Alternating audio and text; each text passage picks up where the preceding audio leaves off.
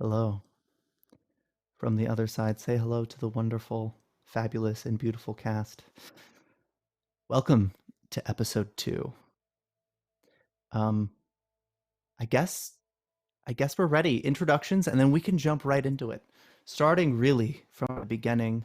But Salix, Uh,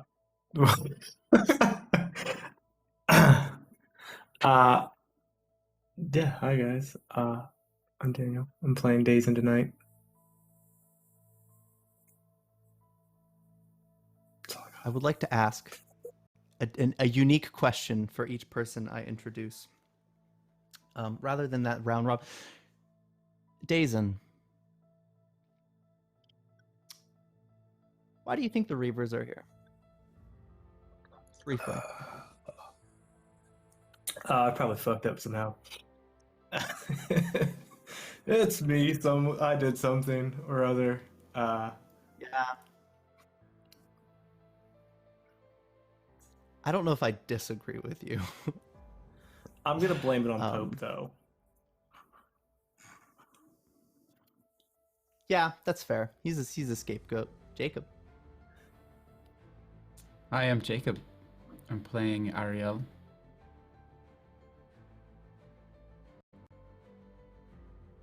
Jacob. Actually, Ariel. I will ask.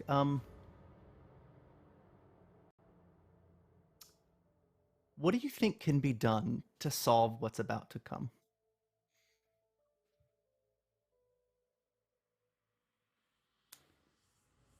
Angels are always undergoing penance. We must atone for our sins in some way.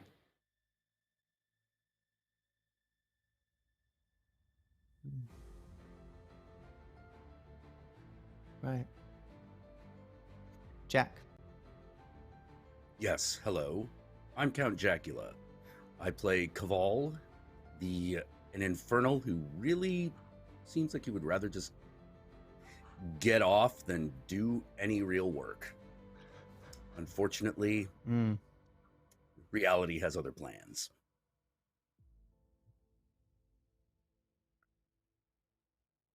Question for Caval. What do you think happens to your domain if the Reavers destroy your house? What happens to my domain? Yeah. Well, there's a lot of chaos. We're going to have to find a new place to get everyone to crash. And whoever I crash with is going to have to be okay with my wife and my harem. Otherwise, there's going to be some real trouble in this apocalypse. You get the whole family. The whole family's crashing, y'all. Mm-hmm. It's like, I know it already is the end of the world, but doesn't it feel like the end of the world? It's my own apocalypse. Oh, yeah. Let's see, that's what really matters. It's true. Yeah, that's really the infernal take. Last, but certainly not least, Val. Hey everyone, I am Valdrianth, or Rosie Raid on the internet, whichever you prefer. Today I bring to you Vera. She is our Deva of the group, who takes the animal motif of a raptor of some sort, most likely Deinonychus, not Velociraptor. I'm going to be very technical about that. Does not have feathers. But yeah, that's me and that's her. Wow.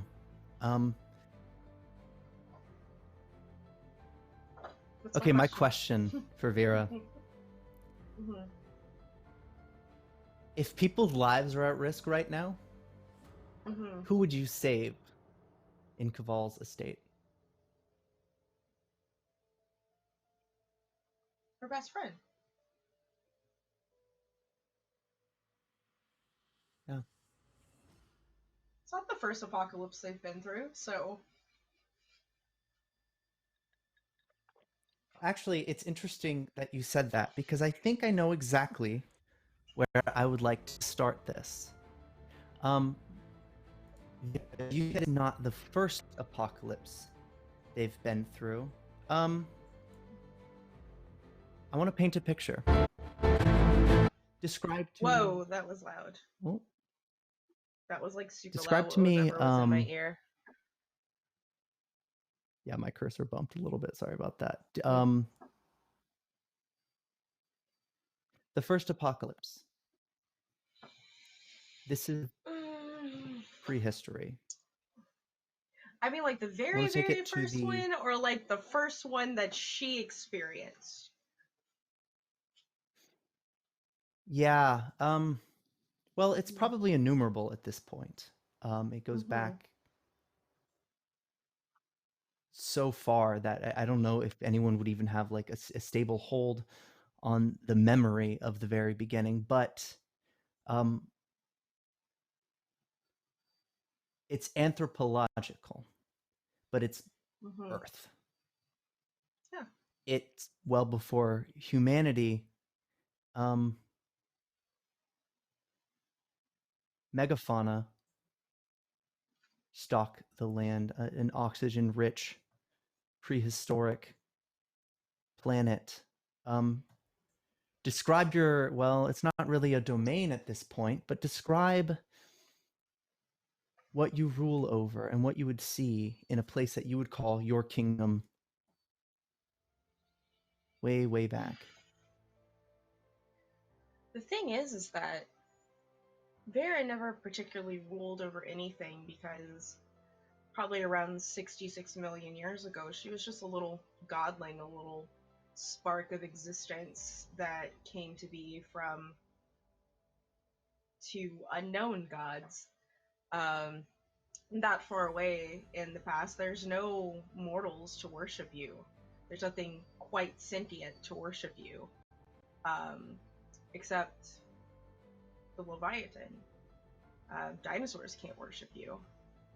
That being said, the gods, whatever Deva existed in prehistoric Cretaceous periods, took the form of dinosaurs or other megafauna that existed at the time because you look like what's around you, kind of thing. So she's just a little Dionysus godling chick, essentially in what was North, could have been what will become North America, probably just east of the Rocky Mountains and probably what's known as like Utah around now, because between the Great Plains was actually underwater between the Rockies and Appalachia. There was a sea there actually, but that's where she would have. That's probably about where she would have been around that time. And Vera, even as a little godling, tended to stray away from home a lot. She was a adventurous little thing and wanted to see what was out there. So she wandered from home. Yeah. Often enough. Yeah.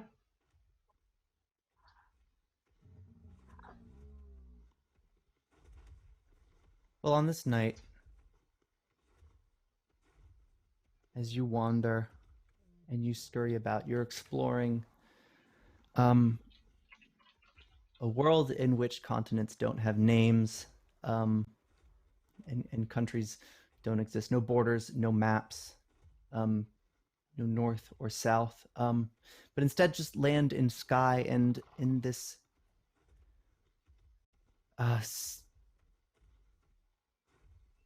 the sky is jet black tonight, but where the stars break, flitting along the disruption, it traces a path. You see a creature in the sky as it descends to meet you. I believe you know him, and you have known him. Dazen, describe what this creature looks like, manifested in this form. So coming down from the sky, Dazen is in the primordial Leviathan form of a long, massive snake-like body that kind of propels itself throughout the air with kind of how a snake moves across the ground. Just the physics do not matter to him at that point. So he kind of coils up, coming closer to the ground.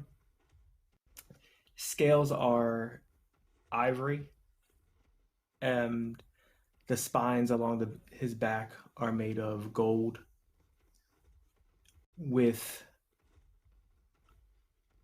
massive golden and white wings that come off the middle of the body as he kind of lands in front of her, dropping a massive dinosaur. I'm not going to try to describe a dinosaur because my knowledge of dinosaurs is not up there. So I'll save myself that embarrassment. I would describe it as dead. You know. Yes. Did you go for the biggest thing that you could go for? Is that Oh, yeah. what? Yeah, Aw, no, that's so sweet. Trying to think Cretaceous, largest thing around. Did you just bring me a T-Rex? Sure. Did you just straight up bring me a T-Rex? Oh, that is adorable. I love it.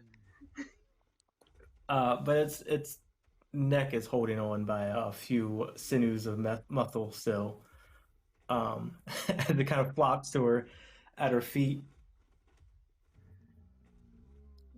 The massive dragon head kind of dips down as he just, I brought you a gift.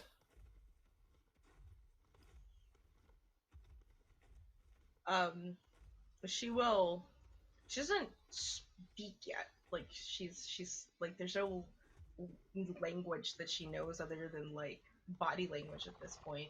But she understands everything. Being divine beings and all. So she will essentially her 5.5-foot body sort of hop on over across this dead corpse to like meet you face to face, and will boop you nose to nose in gratitude.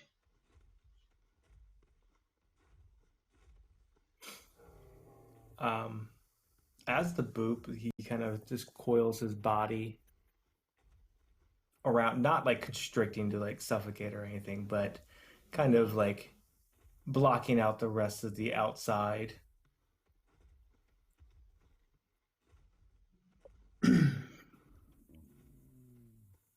It has been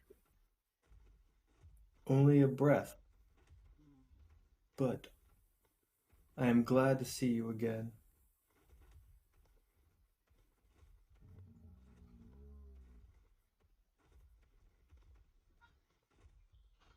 She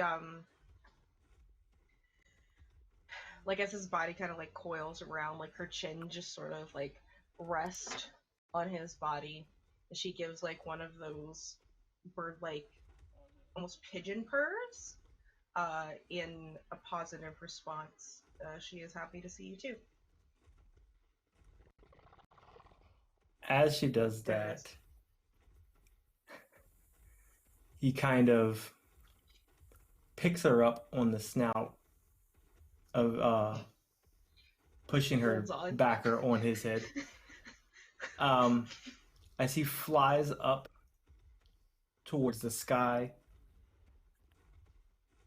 and in the middle of the night, she starts to see it light up more like it's daytime as a meteor starts to enter the atmosphere. He just kind of watches it glide to the ground. Go ahead. I'm just going, what's up, Cretaceous extinction event? How you doing? Yeah, that flash of light She raking has the no lightless idea sky. what this is. Daisy just kind of hums Such a deeply as massive she's. Sorry, go ahead. object. Um, you get the sense in the moment before it lands that everything is about to change, but it's still strangely calm. You can see the trees, each casting a shadow from the light of this thing burning through the sky. But go ahead, Dazen. Daisy just kind of hums deeply. The first of many. But we'll watch them together. Now and always.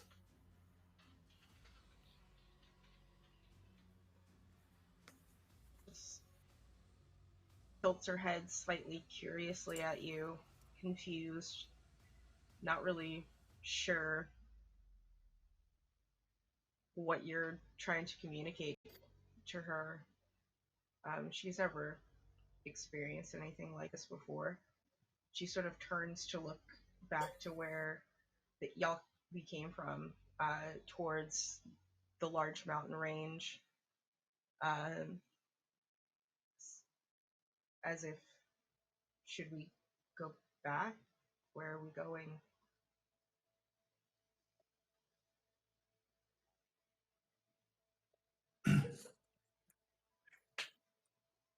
Daisy just kind of keeps flying off to the distance as the light becomes searing. Which I would suppose would like end that little cutscene. Are we escaping to Canada? Yeah. Interesting Trying to get... that you say that because Mhm. there is so much time between that scene and the next that conceivably you two have been just about everywhere and seen any part of human history worth documenting, including the bits that we don't get to see, such as the apocalypse and the undisclosed amount of time between when the world ended and when these domains started cropping up. But we're back in the carnival. The estate of House Joy, Caval, your mansion, is well, shit was hitting the fan before it truly hit the fan. There was drama and tension.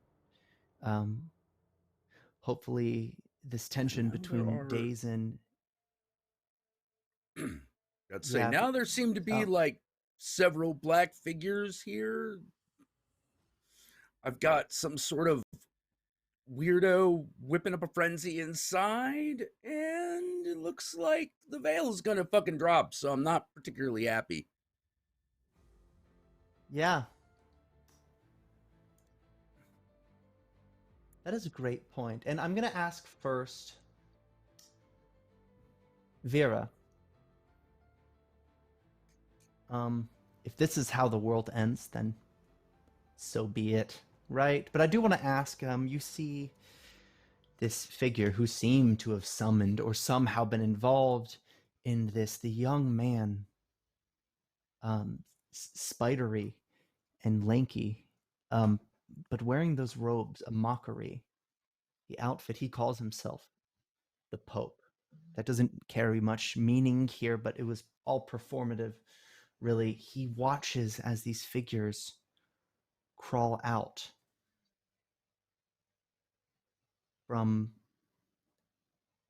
over the fence towards the manor up the hill. You have some time, and he doesn't see you, but you have some time before they arrive. I'll ask, what do you do?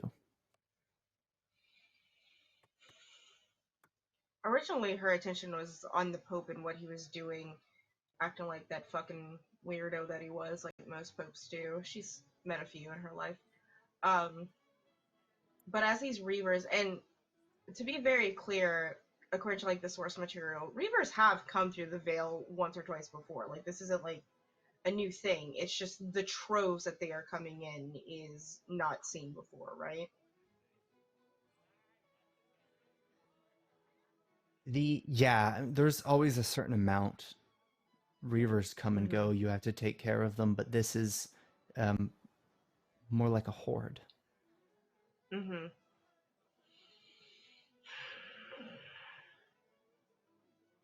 Fuck. Um, she is, and the Pope is just standing on top of the Rolls Royce, from what I understand, right? Just like doing weird shit. Yeah, he's Okay. just in a euphoric state, welcoming these things as they wind up the windy path to the fountain that's at the front of this McMansion. Mhm.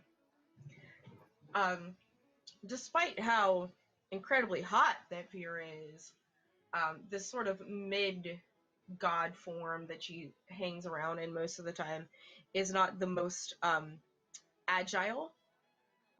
So she will go full raptor, just changes into a 5.5 foot tall dinosaur, and she's gonna book it back inside, hopefully avoiding anything after her.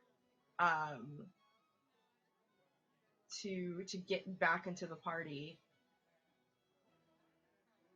to warn Okay, everyone all right. else. Hmm. Um, you have seconds. I'm going to allow a couple of minutes. So at 8:30 Hmm. my time, they reach the doors. Who Hmm. do you talk to and what do you say? Um, Immediate, like it's more of like she bust inside of the door, and she looks frantic. It's pretty obvious because she's doing those really weird velociraptor barks you hear in Jurassic Park, um, to get everyone's attention. Um, so whoever approaches her first, whether it's Kaval, Ariel, or Dazen, she will go to them. Yeah, Whoever's eyes she I think catches, yeah. Ariel and Kaval are trading blows right about now, or at least grappling to an Hmm, extent. Is that correct? fucking Yeah, idiots. we were in the middle of an argument, but then this happened. Yeah, I think Hmm. you have Dazen's attention probably first if you're in a rush. Hmm. Um, and I imagine, I mean, that's who you Well, would likely defer to first anyway, right? yeah, she sees her boy there, and you hear her claws sort of scramble against the marble floors, um, and just barrels into him. Uh, and telepathically, I would assume, um, Reavers, a horde of Reavers outside.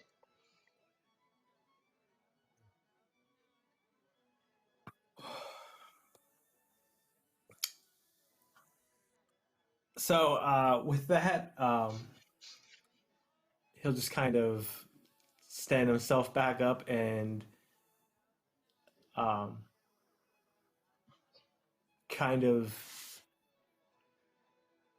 nod towards the door, and the other leviathans that were in the room with him earlier start making their way towards it. Well, it wouldn't be a party without a fight. And he'll turn, like he'll look at Skylark and spit at his feet. I'll be back for you later. Ooh, ooh, okay. Um,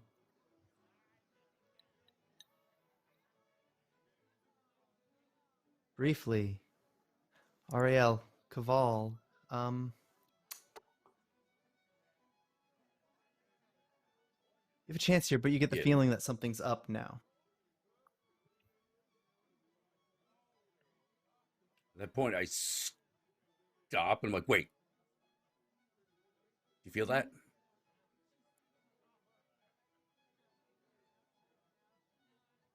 Just stand there looking inscrutable. I need a reaction.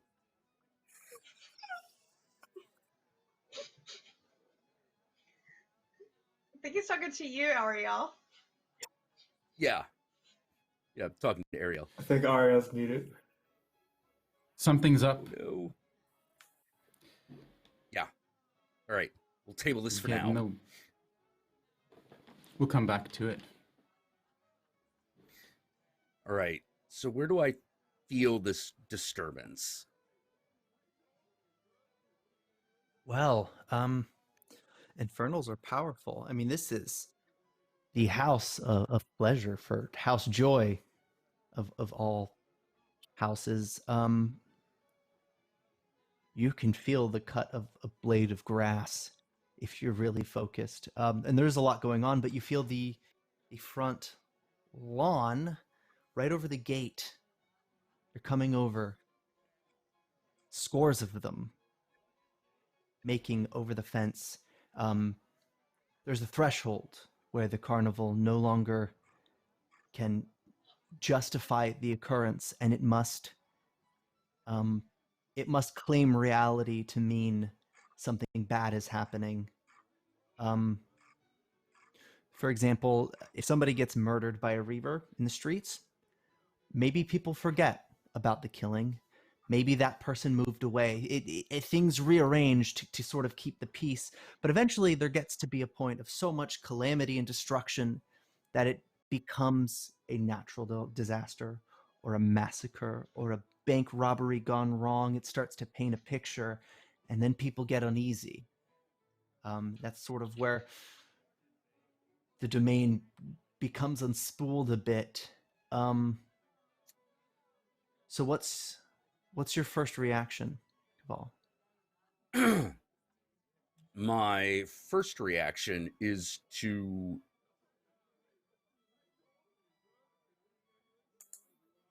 basically check the perimeter. Where do I know what's coming in? Do I know these are reavers? That would be a conversation between you and Vera. You don't know they're reavers just yet. Okay, Vera is obviously she's demonstrated some telepathic ability. So I try to contact her telepathically. Yeah. Vera.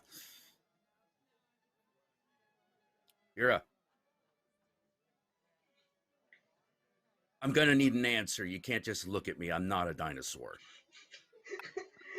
um, she tries, yes? What the hell? Do you know what's going on? I literally busted in here 3 minutes ago screaming. There are reavers outside. A horde of reavers. All right, I'm gonna ask you to repeat that again because I'm deaf. Did you say reavers? If I'm speaking to you telepathically, being deaf doesn't matter. Yes, reavers. A horde. The Pope summoned them. He's on top of your Rolls Royce doing it right now. I think he scratched it. Where does a human get that level of power? Okay, you know what? We'll ask that question later. Do me a favor. Grab him. Don't kill him. Just gnaw his legs off. 2 minutes. Thanks for a second. 2 minutes. Does she want before to go they back reach the outside? front door. All right. I quickly, as quickly as possible, go into the house and try to gather all of the Defiant that are within range of my voice or my thoughts or whatever right here and say, this is the problem. We've got this right now. There are reavers about to attack us. 90 There's seconds. going to be a fight. Days. There will be no fucking argument. We are just going to fight them off here from whatever the fuck they're going to do. Remember, these are the servants of war. So don't screw around. Ariel, what do I'd you do? like to spend a shard. Okay, no, great. And Dazen, briefly, we're a minute out before they hit the walls. Anything you plan now. And it's a fight for your life. What are you doing? I'm going to move Sorry, go ahead. Oh, I was going to say, I'm going to try to meet the reavers out on the front lawn. Yeah. Okay. So out if on the there's front lawn. if there's a horde, the Rolls Royce is still out there, right? It is. Yeah, homeboy's on top of it. Yeah. 30 seconds. Dazen is going to go and run, pick it up, and throw it into the center mass of the horde. That would be the plan. Okay, Ariel, what is your plan? I have a question from my Aye. Aegis aspect. Yes. 4. Who here needs protection is obvious. Everyone is under threat. What breach is Immortals. there in the defenses? I'm not sure what I'm gonna get from that, but what am I the only one resistant to here? That's my question. What is here that you're the only thing resistant to? Is that the question? Yeah. As you spend that What's shard? coming that I can face that no one else can, basically?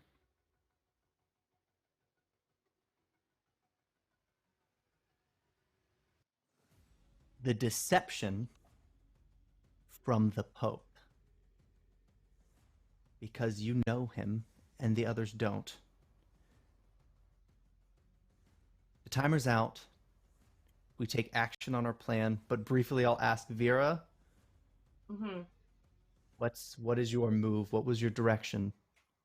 Yeah, so Kaval's like grabbed the Pope, so she's gonna go into full predator mode, and before the car is picked up and thrown into the horde, she would like to essentially go and snag him, and I'm assuming that is a challenge.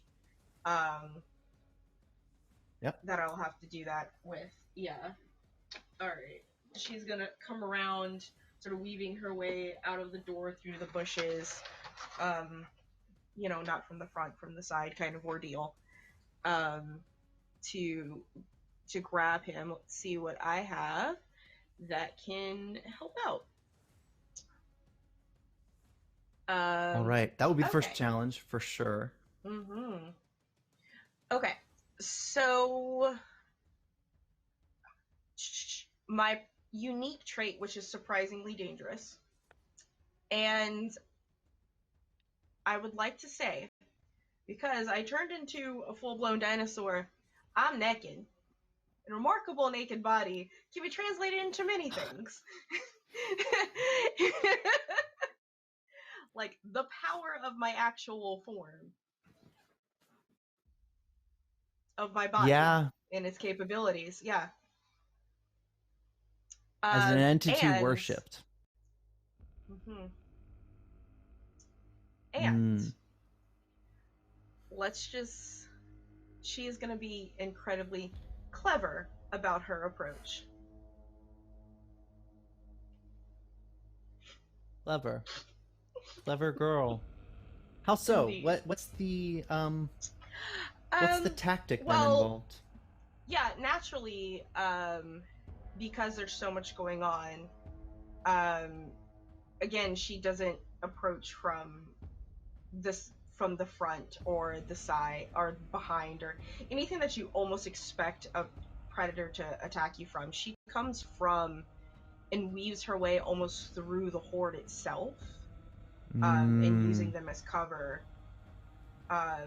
And the way that she would sort of leap out, because she was told not to kill him, but she will just wrap her jaws essentially around his head, and continue to run into the house with him, like carrying him like a cat would, Yeah. maybe. Yeah. Yeah, that's sort of the catalyst. He'd be trying to get away if this does fail, so I think what that takes us 3 potential here. Is your roll. So that's 3d8. 8, yeah. All right. Let me know how many successes you get. And it's a 6 or over, right? 5 or over. As a 5 or over? Okay, I got 1 5 and 1 6 and Yeah. 1 2. So 2 successes. Yeah. All right, 2 successes. So it's a we got this at some sort of cost. Hmm.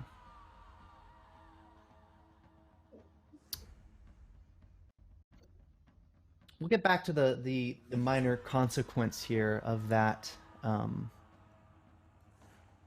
endeavor, but you managed to snag him, and there's a strange sort of crunch to it when you do, and you pull him down. But sort of in order of how this will matter, I want to ask the next person that would have to act here, I think, would be Dazen, to throw the vehicle after the Pope had been thrown off of it. Is that correct? Yes. All right. I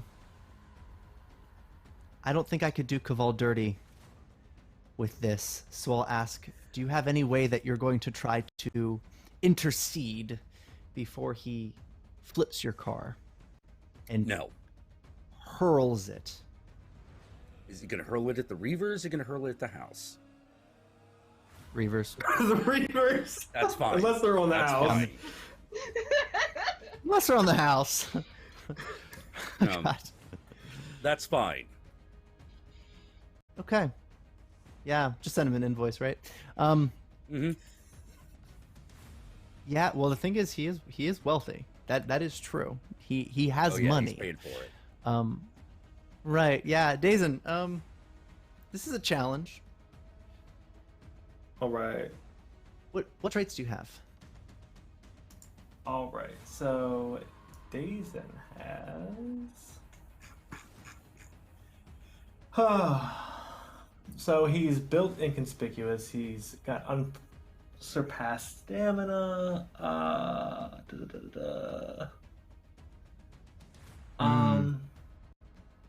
And he has the legacy of chaos. I feel like throwing a car is pretty chaotic,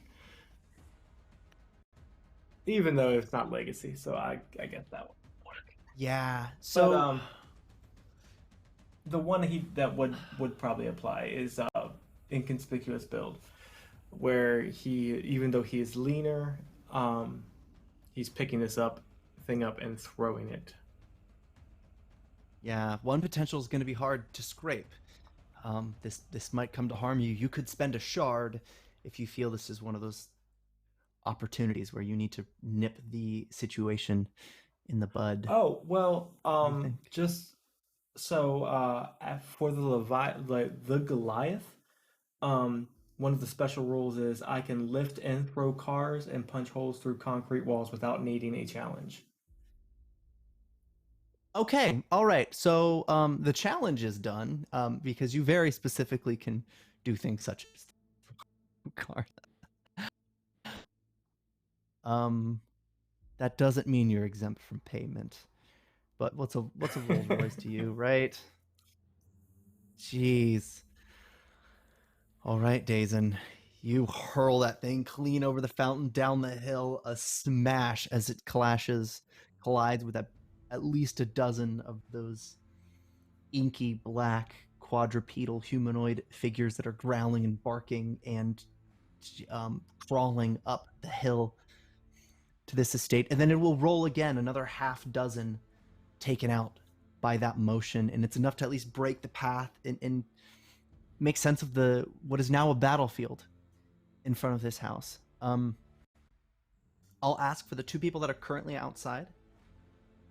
Is this a battle you're trying to have on the front steps, or is this something you're trying to take back into the manor? Because this affects Ariel's tactic here and what's happened as they have spent a shard.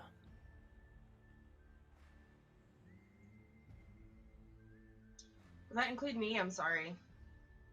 Yeah, so actually, I suppose you're taking Pope back inside. Yeah. Right? Is that I'm correct? Are you definitely dragging taking him the in? boat, like, Okay. Yeah, just taking him in. I would assume.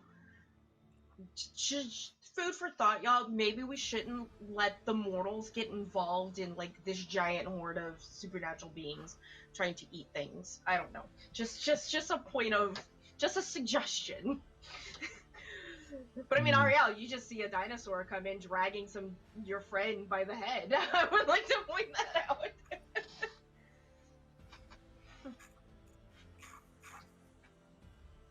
So, um,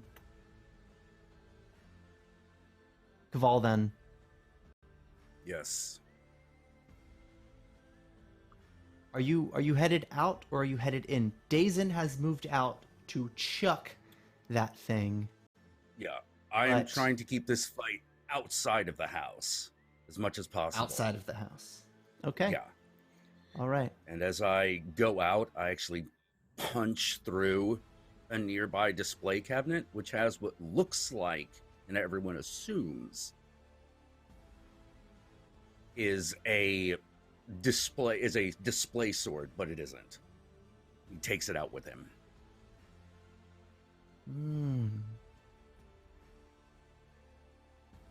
Okay. And I guess the last thing, Ariel, before we get to Kaval's challenge, what are you doing? So you had a question when you spent the shard, is that correct? Mm-hmm. Yeah. So, when I see her drag the Pope in, I think it's very easy for me to make this connection. Reavers, she's dragging this fellow in. This is not a protective grasp that she has. Something is up. There's been something up all night, and you said that what I'm resistant to is the deception of the Pope. Yeah, the influence, the deception, the illusion, the showmanship, the thing that he's doing. Not that it would particularly affect the Defiant, but you understand him in a way that makes him less enigmatic. There is something else going on here that is behind the curtain. Also, running a theater, being a showman in this way, there's that intuition that I have. Yeah. I have Dazen's phone. Can I make a call on it? Is it unlocked? Dazen? Yeah, you.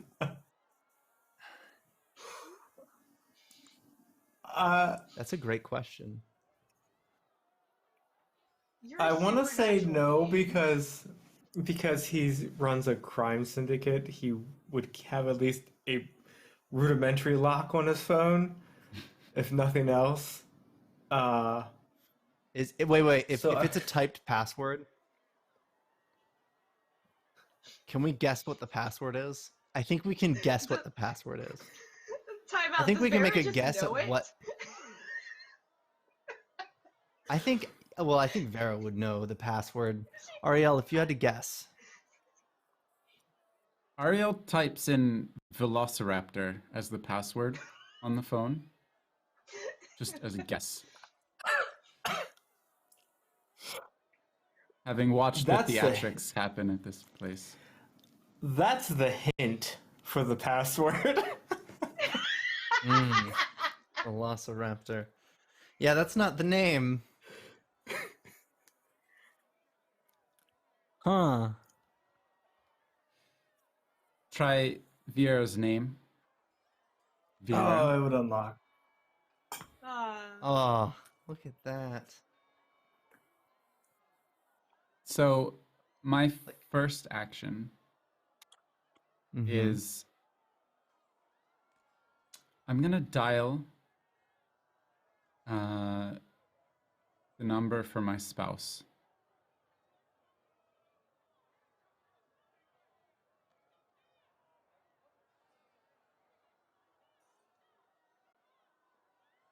Okay. Who is your spouse? My spouse is Raifa. Another angel. My best friend. Right. We were Tell me about created them in the as it same rings. breath. We were Mhm. created in the same breath as the creator. We stood as opposite pillars of the throne. before we fell, came down, defied. I trust them the most out of anyone in this city. And I'm stuck here right now, but I know something is up. And I need all eyes on alert.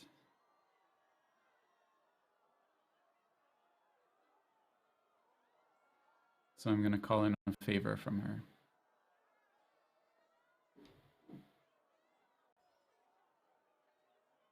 She'll answer. She's keen to listen instead of speak.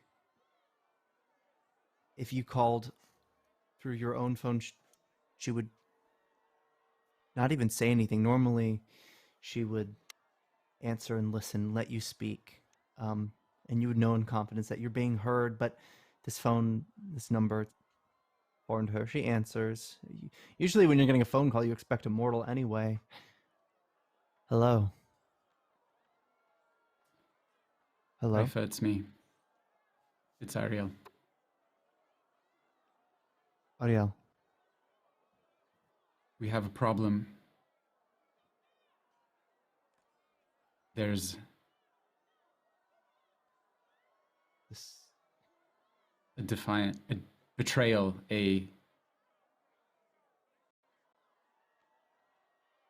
We're in a fight. Reaver's at Caval's mansion, and something else is going on.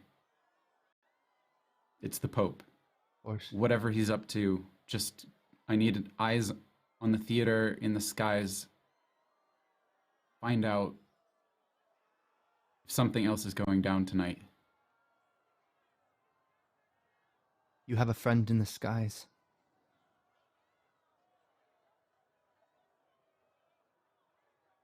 I'll be off. Call me. I'm headed that way. The line disconnects. I pocket the phone and head to the fight. Excellent. Now I want to ask, you are the Aegis. You are designed. Your essence is to protect. Choose something and designate it as the thing that which the enemy will not reach or harm. That could be a place, it could be a structure, or it could be a person. You can make this choice if you would like, if you have a specific designation. Caval and Dazen have taken to the fountain and what's going to be a parking lot full of cars flipped and it exploded like kettle popcorn. But you do see Vera is bringing the Pope in, dragging him along this marble floor. He screams, agonizing pain. I mean, the kind you hear when you twist a limb with broken bones in it.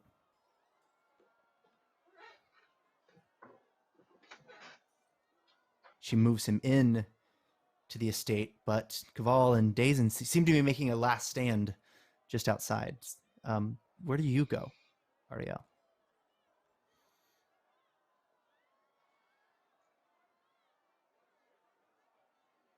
I go and stand with Caval and Dazen. Protect the estate. Okay. Good choice. Yeah. This works for me. Excellent. And then, Caval, do you have a challenge you would like to issue? What? Oh, yes. Yeah. So these things are coming forward, right? Yeah. All right. At this point, once I get close enough, I'll just simply unfurl everything. I have large, glowing horns, a huge fucking pair of wings in the back, each of which seem to shimmer in turquoise and magenta with these yellow, eyes on each feather. I am alluring looking. And I want to use that to assist me in attacking because they're all busy looking at me. I cannot be outnumbered. That I get from Warrior. My fighting style is ruthless, and my weapon is melee, which this is definitely going to be. Okay, do I I will count also- 4 potential? Yes. Okay. So that's 2 die 8 and a die 10, correct? 2. So up to 8, 8, 8. Yeah. That's what Okay, that great. is. I will also spend a shard to have another die 8. All right. And We're rolling analog. Okay. yeah. Oh yeah, absolutely. All right. What do we get? 2. We have 2 successes. We have an 8 and a 7.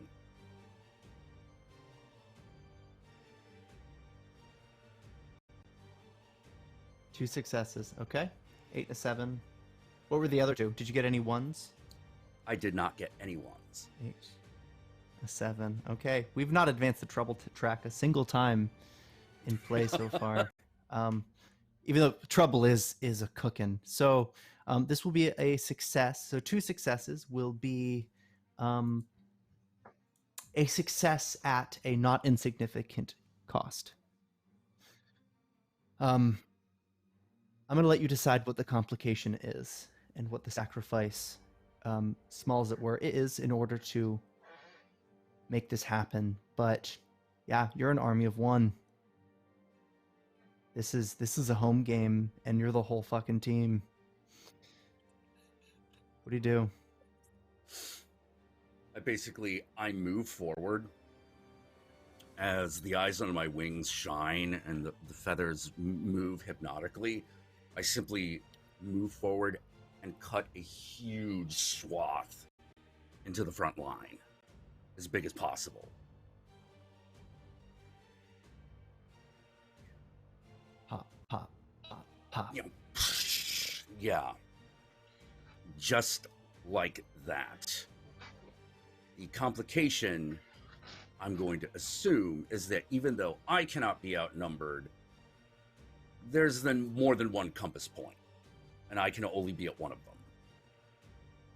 Yeah. Certainly. Yeah, you hear the screams get louder as the windows along your manor shatter, allowing the sound to travel, the sound of terrified mortals. What they'll make sense of after the fact remains to be seen. It really does depend on the extent of the disaster. Did Ariel not have the Aegis up?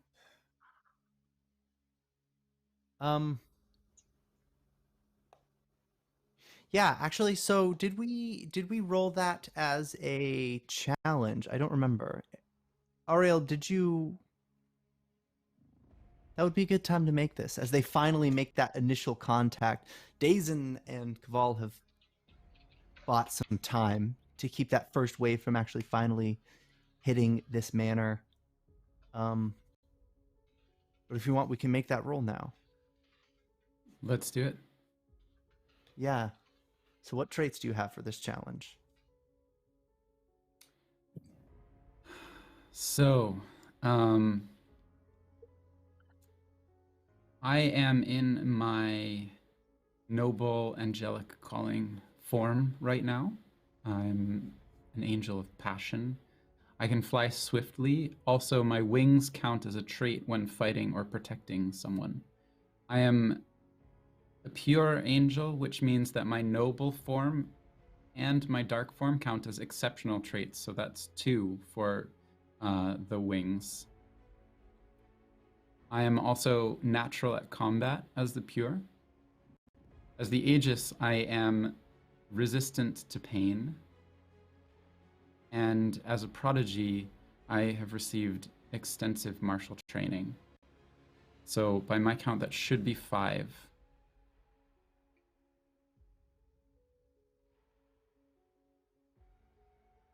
Okay. So that goes 8, 8, 8. Has the shard been used? We're not going to spend a shard this time. Okay. Oh, thank Are you God. sure? You Little only spent like restraint. 6. You've only spent 6 shards. I've That's not. s- I know, right? 10, 10.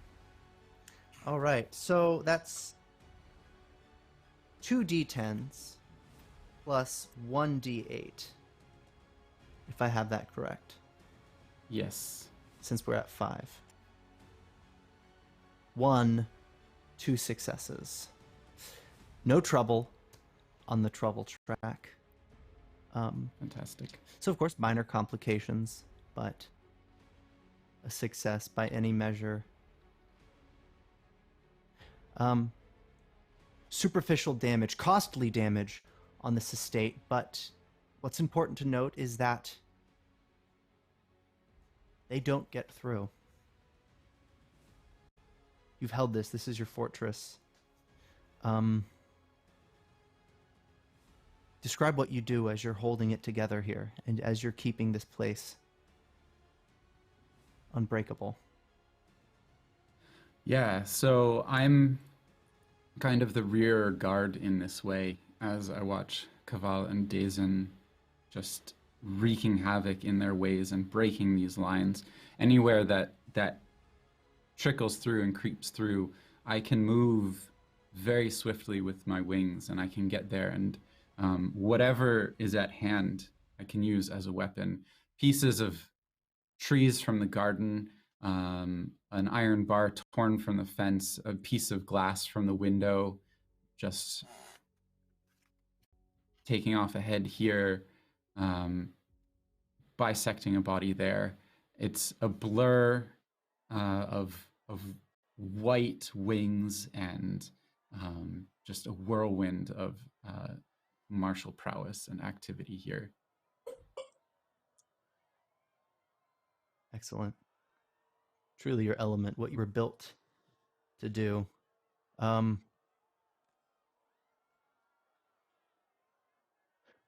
want to go back to Kaval and Dazen in a second. Vera, you have a moment along the track of events here to get an idea of what's going on. I imagine you're not wasting time here. So what do you do now that you have him in your grip? Certainly not. He's in my face is around his head. And I'm looking around to see where, because I'm like, how are the state of the mortals right now? Like, what the fuck's going on? Like, this gotta, because I don't know too much about what's going inside, but what's going on inside as I'm like looking around with this dude probably flailing.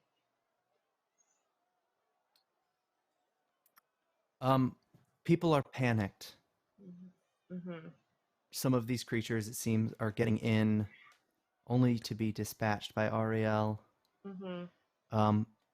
But the sight to behold outside, the cars literally flying through the air,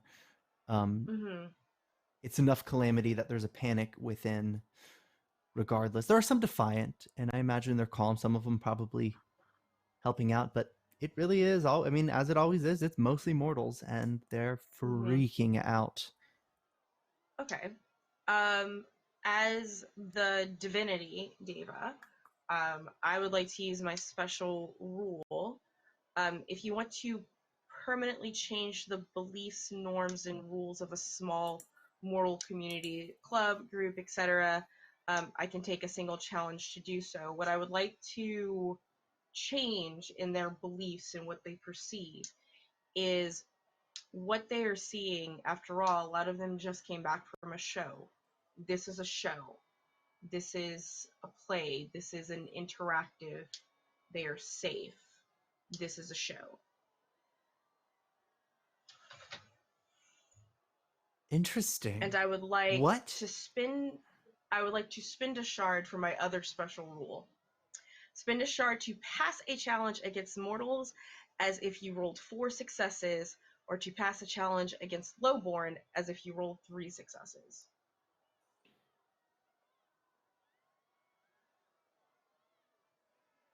So I spend a shard for automatically Okay. like 4 successes. Yeah.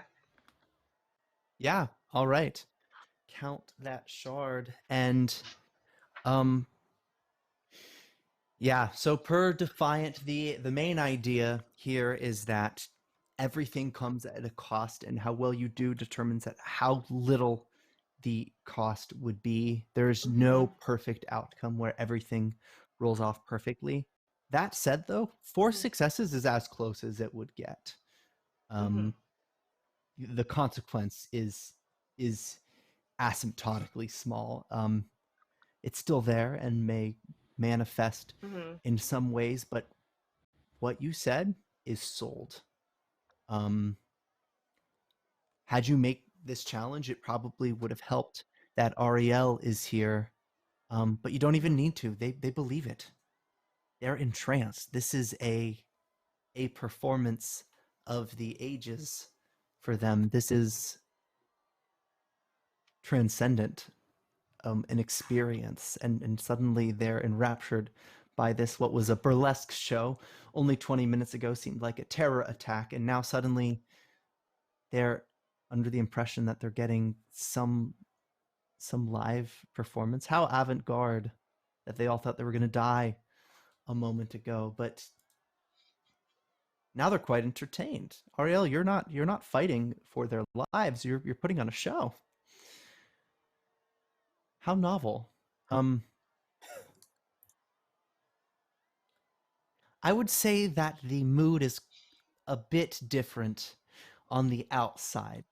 However, Ariel, you've been the Yes. one person allowing people to clear the threshold, because outside a battle is ensuing, um, between supernatural beings. Dazen, Kaval, describe, both of you, who's with you. You've summoned each your own sort of entourage, people,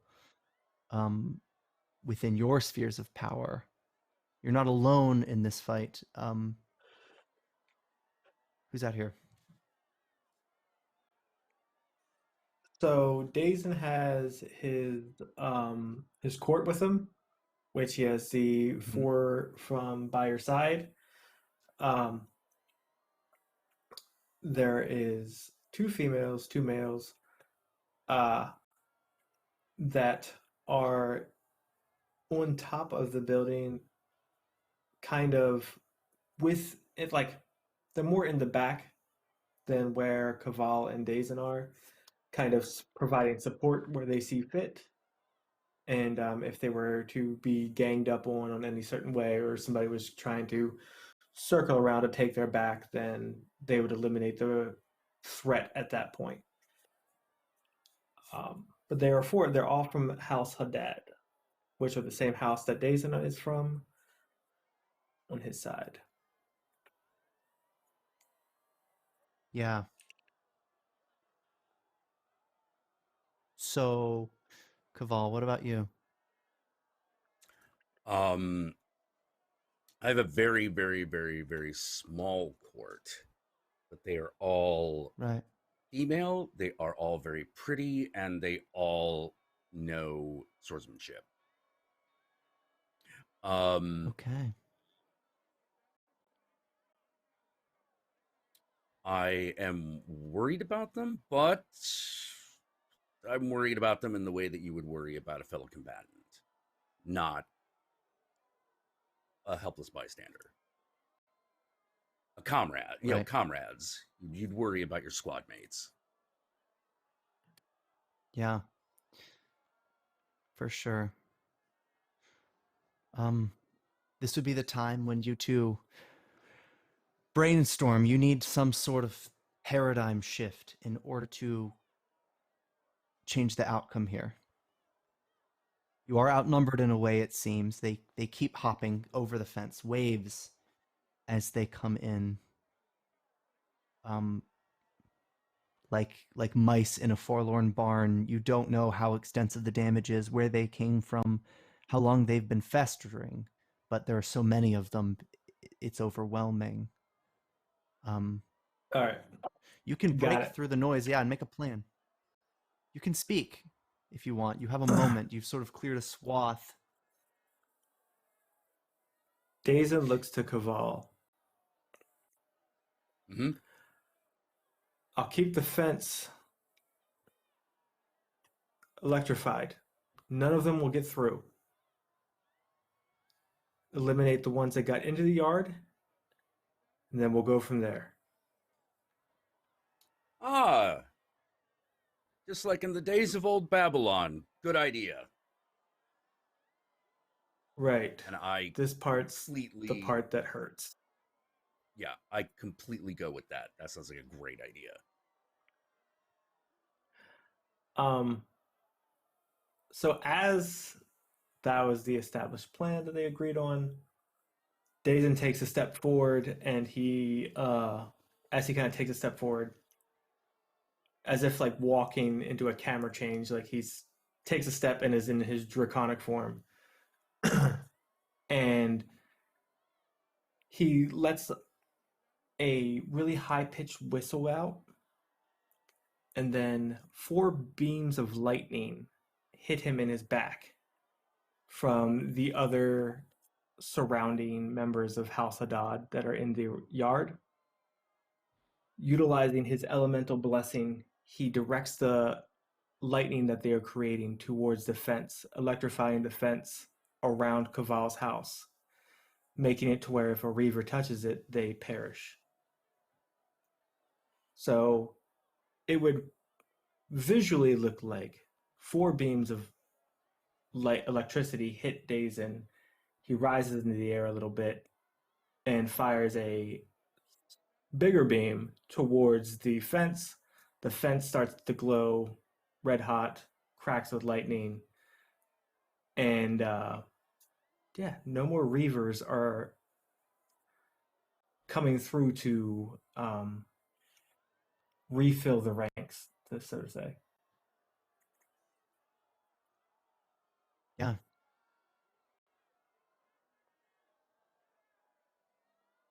The supply is cut. That won't be a challenge. You're using your social, your circle, your influence. They have your back here.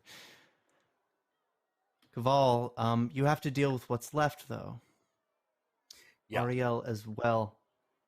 Well, it's kind of interesting because if you were to head back in a layer and to, well, turtle, the battle would be between the Reavers and you and Ariel, rather than yourself holding a defense. If you wanted, you can take it closer. But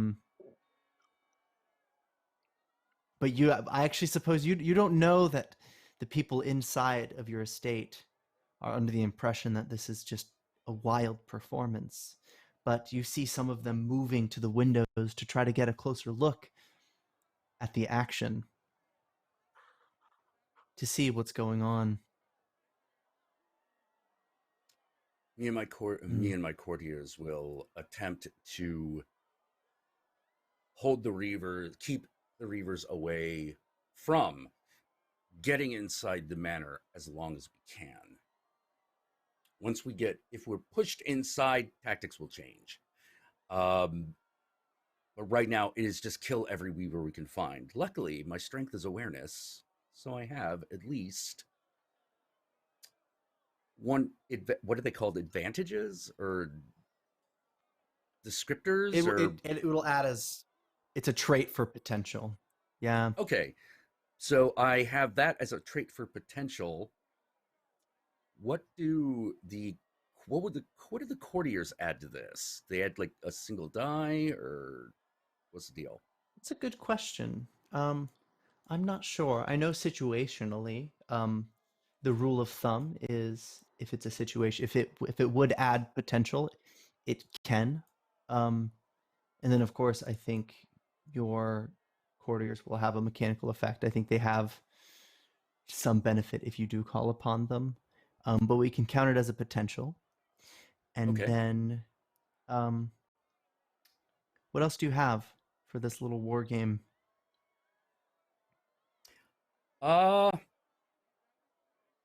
Let's see. I think that might actually be it. I do ask of those who are approaching the manor, I will Yeah. spend a shard to ask the question, who poses the biggest threat? Mm. Because that's the one I should be handling Who? personally, if nothing else.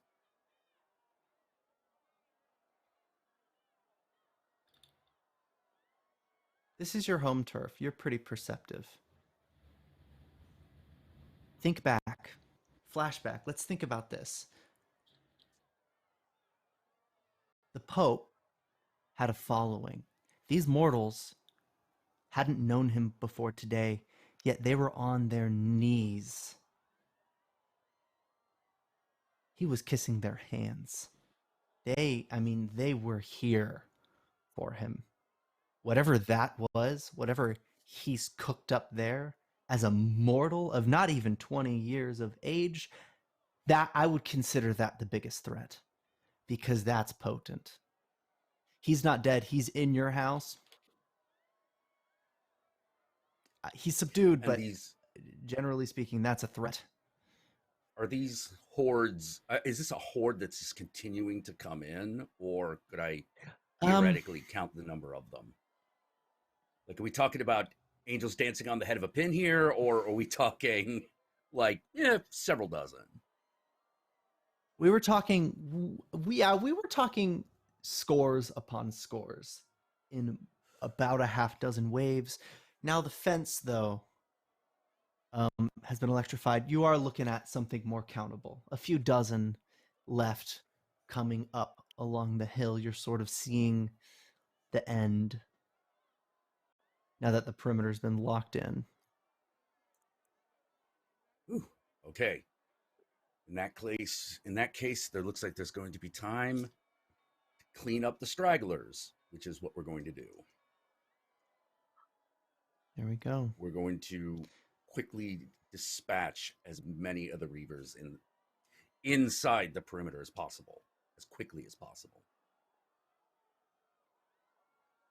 Excellent. Do we want to make that challenge roll as your final Totally do.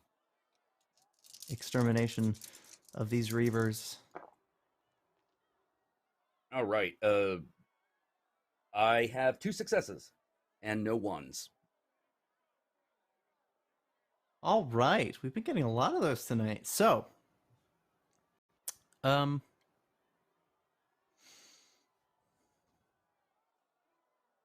it works. I think naturally the cost here is that you didn't get to be the first to speak to the Pope. You chose to stay in this battle, and had you earned more successes, maybe this battle would have been much shorter. But what this is going to do is it's going to afford Vera more time with the Pope, for better or worse, depending on what she chooses to do in that encounter. But it does take a while. Some of these things they try to evade, try to climb up onto the roof of your mansion. So it becomes sort of a hunt at that point. But you've no issue. Cuts and bruises. I do want to ask, though, now that the paradigm shift has allowed the guests to believe that they are audience to a surprise performance that would seem to be a terror attack to them, a purge style invasion, people coming in through the windows to slaughter them wholesale. Ariel is staving them off. Apparently, I mean, they're calling it a grand performance already, even though it isn't over. They sit and watch. It's like an accidental sequel to the play that they saw earlier today.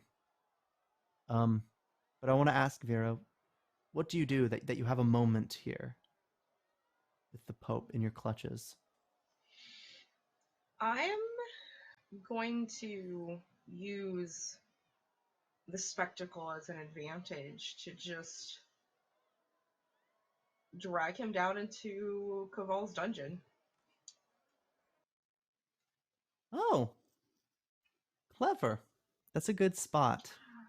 I know that it exists. I've probably been down here, criticized it, and left. Like, Yeah. Fuzzy cuffs, really? Really? Yeah. Like fuzzy cuffs. Really? They're cute.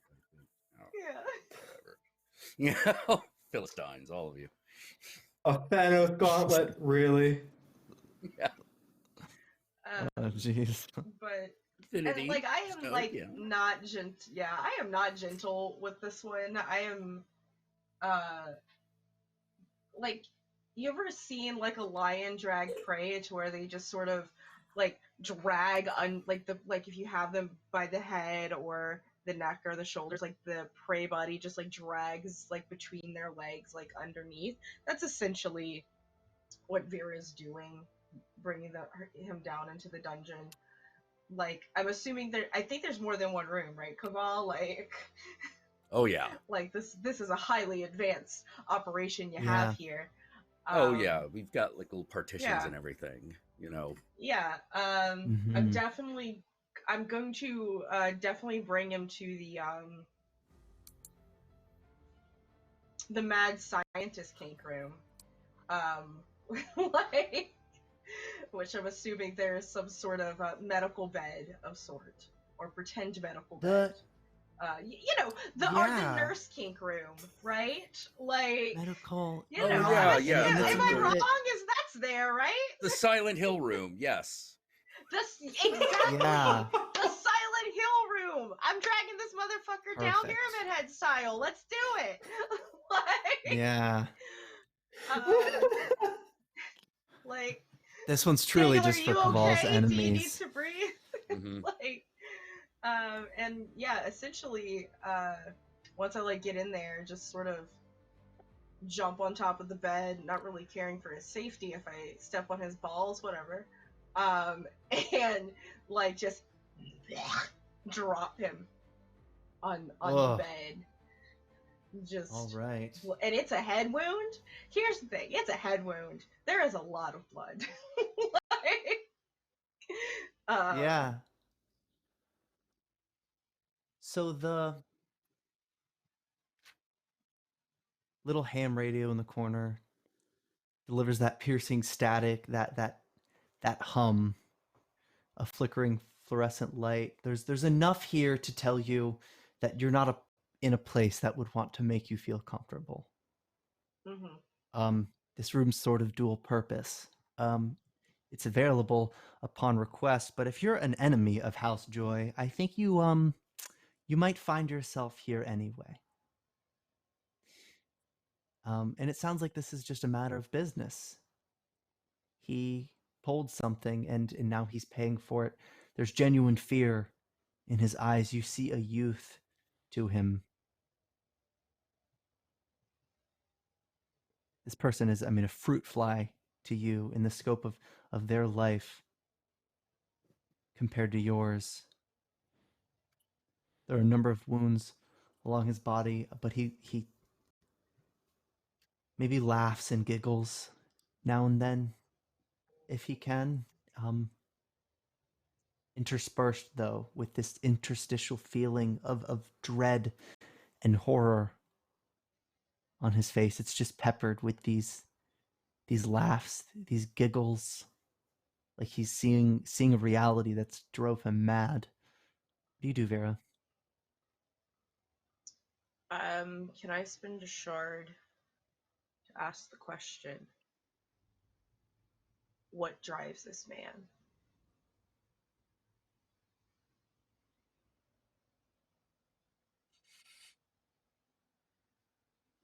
You absolutely can. And I want to ask, what senses do you expect to perceive the answer to this question? You could be asking this in a conversation to get an answer. You Mm-hmm. could be envisioning. You could be trying to read him like a book.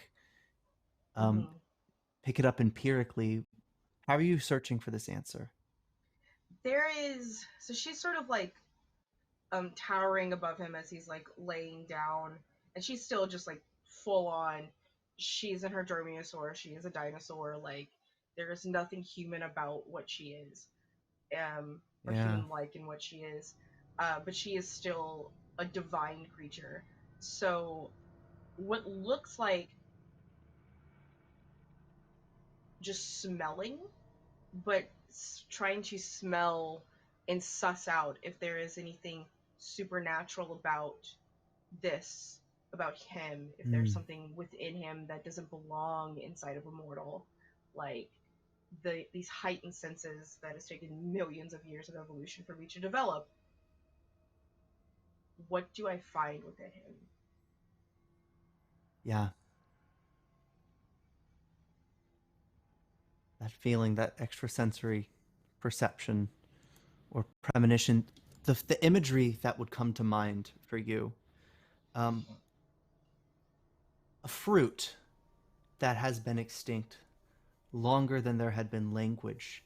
It always formed this dome as it would fall to the ground, like a gel, sort of a sack, and when it would plop, it would make what you now do imagine to be the shape of the protective layer that protects the domain, the Sephiro, Mm-hmm. that creates this protection of the apocalypse. It is a lot like a bubble, but you distinctly remember they tend to break at the top. Should no animal come to eat it, that first puncture would cause a rot. You'd stumble upon these time and time again, and what you would notice is that it would decay quickly from the top down, and it would sort of fester. As it did, maybe it would bubble, but really the skin on the outside of this fruit that sustained you for quite a long time, it would just sort of wither away and unravel. And you'd find that by the time that protective layer is only halfway gone, the entire fruit has already been destroyed from within. Rubs, microbes, they've taken it and they've squeezed every ounce of nutrition from it, and it's become this necrotic thing. That feeling, that memory, you would imagine is the closest thing to what he envisions when he pictures the dissolution of the domain. The carnival washing away in the eyes of the mortals. He laughs as he thinks about it. That layer, that veil on reality dissolving, not for the benefit of mortals, but for this sense of maybe justice. That the world is wrong, and he sees that they ought to know it, even though they maybe don't want to.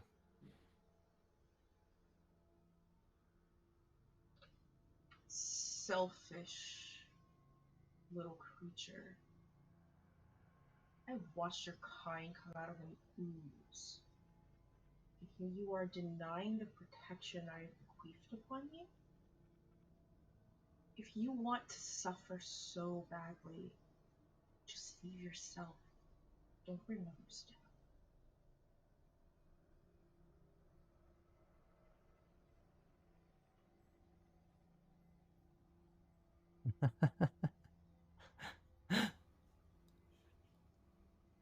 He's more scared than hysterical at this point. With that in his mind, it doesn't change. He's convinced.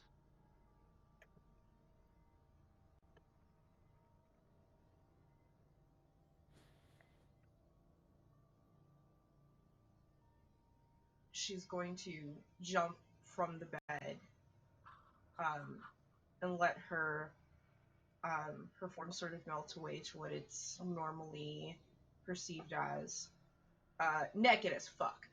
because her dress tore back there. And she's going to use the contraptions here to tie him down. I assume he's not giving much of a fight Um, about this, or is he? no, 110-pound 19-year-old boy with a concussion, a broken arm, and a broken leg. I think he's putting up probably not much of a Yeah. fight. Yeah, no, his Yeah. body looks like a granola bar or an old Mhm. glow stick at this point. He's not going anywhere.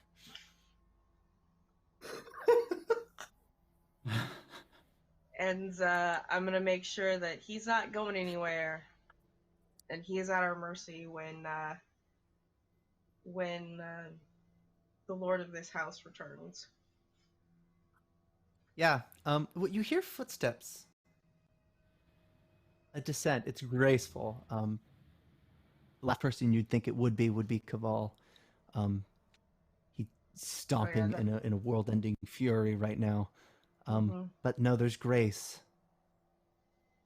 on the descent, which would match your train of thought, because as you're trying to figure out who this person is, why they're doing what they're doing, um, Ariel arrives, and you sort of put those two pieces together. They were close for a time, weren't they? They knew each other. Mhm. Yeah.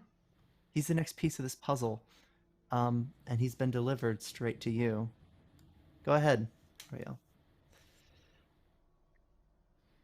Walk into the room and I take a look around at what's going on. I would very much like to have a word with the Pope before he's torn organ from organ. You better talk to him before Caval gets here, or Dazen for that matter.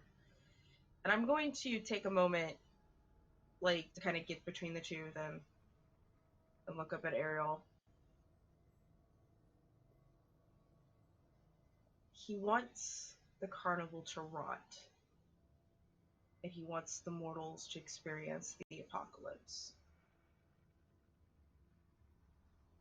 How do you know this child? How did he come into your being, into your house, as a friend? Do you want the mortals gone as well, to suffer?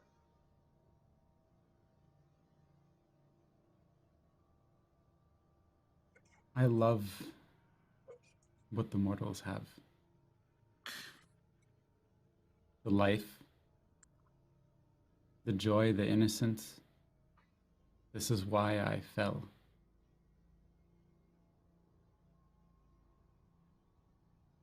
I don't know all of what this boy wants. But I can tell you this, the carnival will rot. It will fall. All we do is play our games. All we do is chase our passions. And that's wonderful, but there's an end to it somewhere because the apocalypse rages on. And at some point we will slip. And the veil will come crumbling down and we will be overrun. Unless we turn the tide, unless we take the battle to them, unless we do something about it. There was a...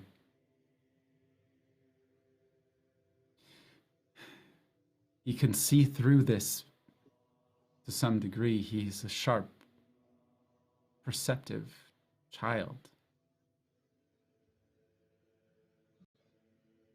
He saw what was in my art. Right around this time, there's actually like a light, some sort of satanic looking magenta pattern of fire, and then Caval just like shows up. He just emerges from the ground.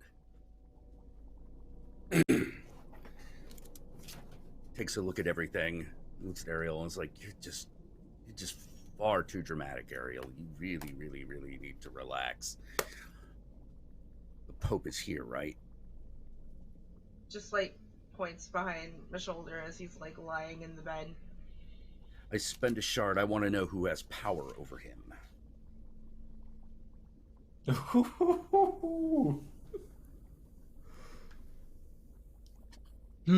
Okay. I'm gonna ask. You could so this could be interpreted in a lot of ways. How you choose to find out who has power over him. For example, with Vera, we learned this innately. We solved the question that way, but that wouldn't be fun. You're in your toy box, Caval. You have your tools. You are a professional. We can find these things out manually. That said, everything except for the hand radio in the corner is a sharp tool to allow you to answer that question. We can drop the veil on specifically what you might choose to do here, but I want to ask roughly how much time do you think it's going to take you to answer this question? How patient are For you? me to get the answer, I'm not very patient at all. However, I will Okay. have a lead up when confronting Pope Yeah. when I interrogate him, which will be like, this is going to Okay. be very simple. Are you paying attention to me? I would like to point Good. out Vera's gonna leave the room at this point and just like stand Yeah. outside. Like I've seen enough of this in my lifetime. I'm just you let me know when Yeah. it's done. Cool, thank you, love you, bye. Vera, do me a favor. The girls Can are I should be assist? currently.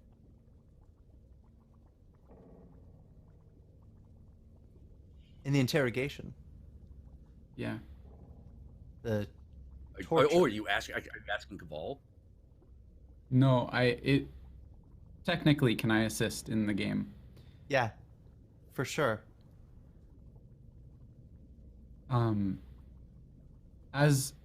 As Caval does this work, Ariel will step up to the head so that the Pope can see him. Ariel looks magnetic. He has a flawless presence. He has advantage in empathy. And he's just going to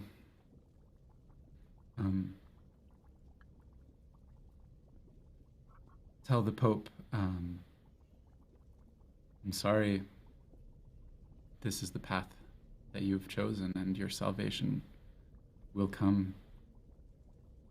You can do it hard or you can do it quick. But answer this man.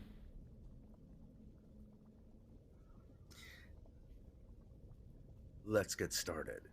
The first thing I want to know is, where did you get this power that you have? And then I'm going to start to ask you why you've done this. And I want to make one thing very clear.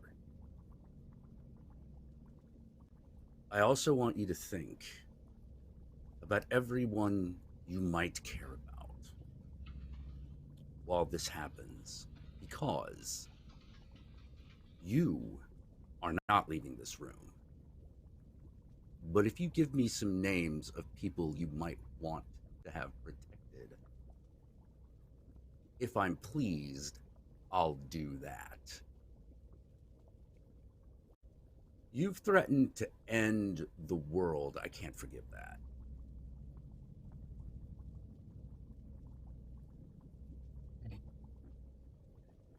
In my domain, that's another insult.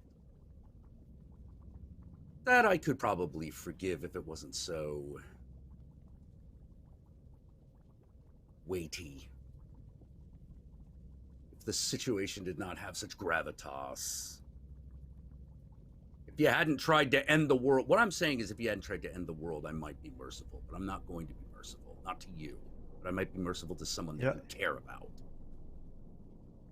Do you understand It what I'm already saying? ended.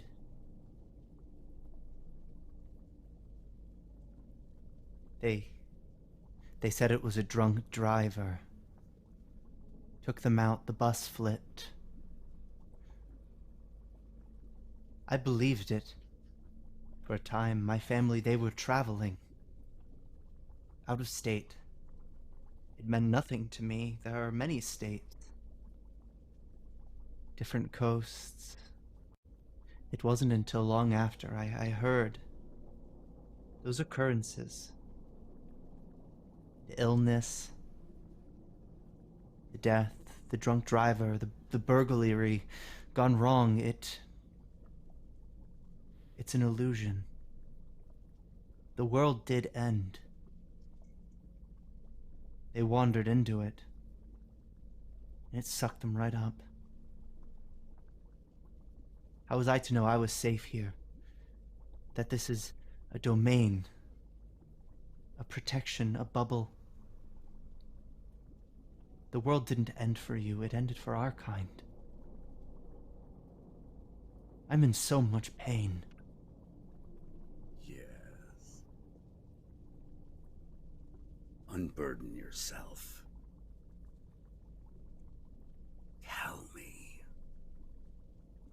Tell me about your pain.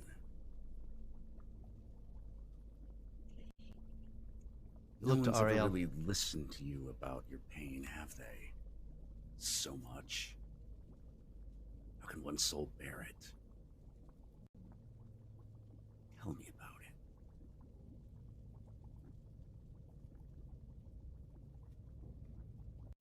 I look you right straight in the eye. You get used to it, don't you? Pain, it's... Who are you asking?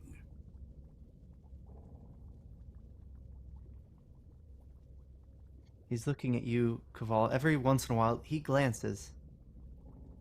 Ariel, seeing his true nature, non-human.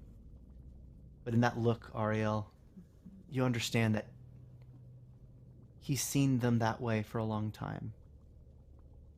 Somehow he possesses this ability to see through. I was given instructions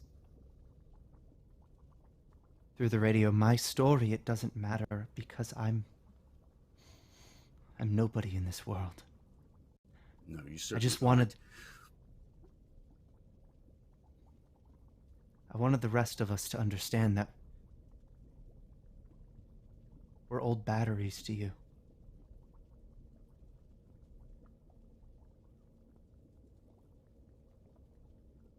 A little lighter in a forlorn shelf. Just a little bit of juice left, but it's temporary. I know who supplied the drugs that got me this way. Tell me.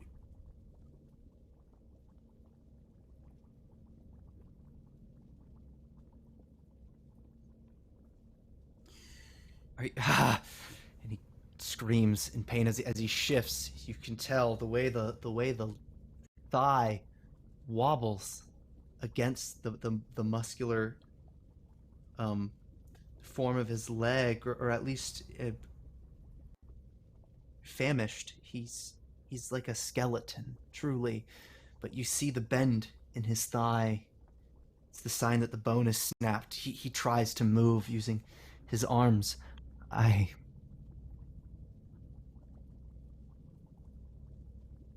would sow this doubt.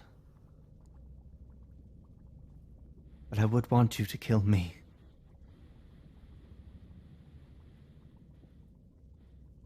Oh, don't worry. That will happen. So who gave you this drug Yeah. that allows you to see?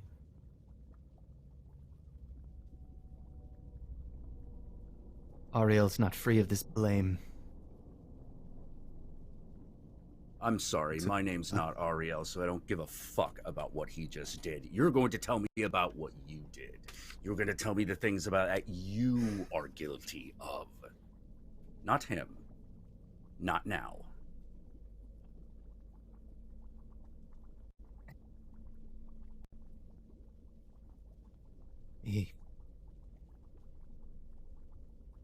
He's a friend of yours, you know. There's no going back. Give me a name.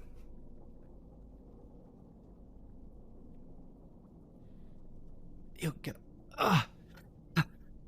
You really see his youth. He would have, if this were a normal life for him, you imagine he'd be graduating college mere months ago, maybe.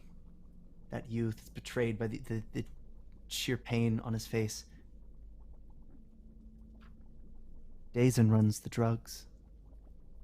He let us see the evil.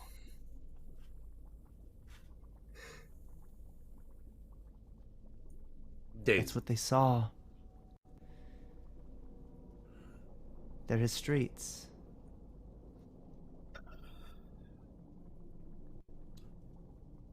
All right. So, tell me, is there anyone left that you care about?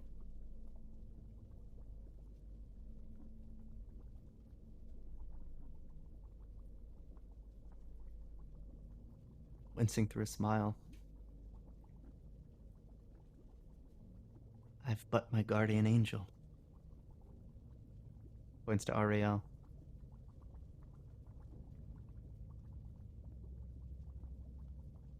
Don't look at him. He's not going to help you. You've angered him as well. Then kill me. We'll get to that part. I'm gonna fade, and I'm gonna let this scene be whatever it needs to be for an unbearable amount of time. Vera, as you stride out, you're not a fish out of water here. Standing randomly, nakedly in some room. So many rooms in this mansion. And so many naked bodies just, I don't know, trying to find something to eat at this point, but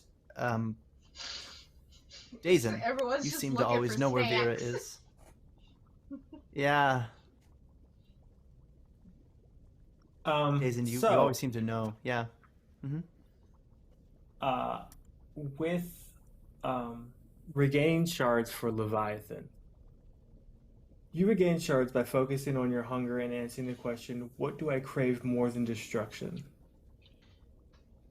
So as he's walking into Kaval's manor, and he's got smoke billowing off of his clothes that are still frying, he kind of makes a beeline for Veer.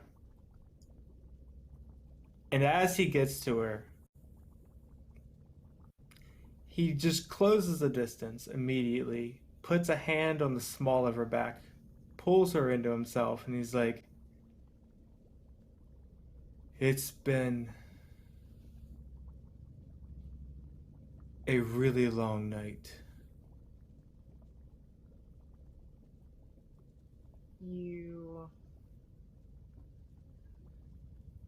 Yeah. I don't think it's over yet, unfortunately.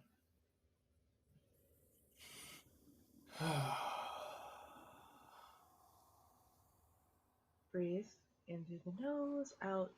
Watch the smoke. Thank you.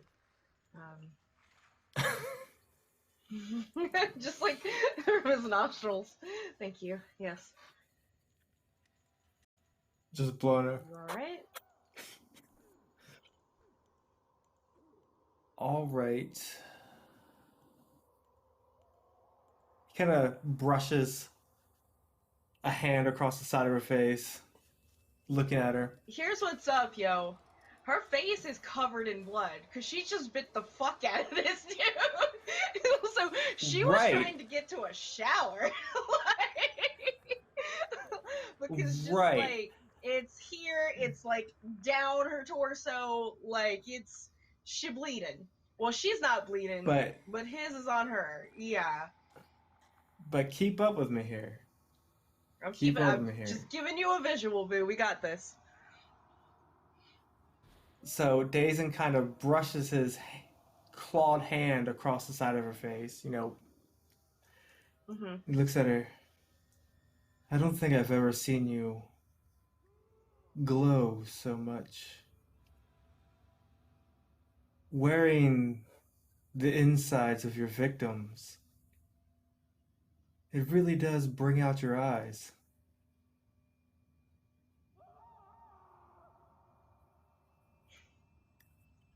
As that scream happened, and she looks down the stairwell where the Pope probably was coming from, um, and she looks back at him. You know that's a lie. This is vanilla compared to the Spanish Inquisition. Hmm. Mhm. Right. The air is not thick with desperation just yet. And he'll lean a little bit closer, and his tongue flicks across and kind of laps at the bits of dried blood on the side of her face. And he whispers, but it's a good start. Dazen, as much as I am titillated in this moment,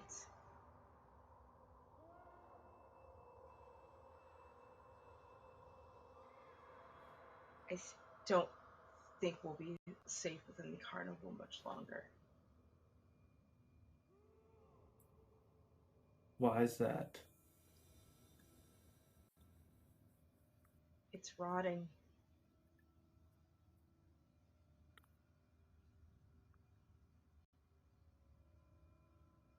Saw it.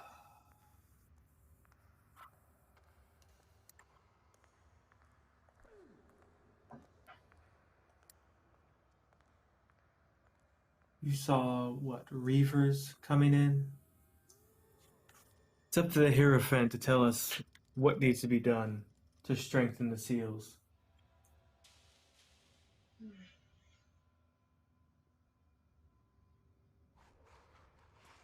Yeah. Now, And there's an obvious, it is, an avoidance from her. Like, she doesn't deny you necessarily, she doesn't pull away from you, but it's just the same tail chasing that the two of them have been doing for since they reunited, probably around the Dark Ages. Um, she can't look you in the eye half the time.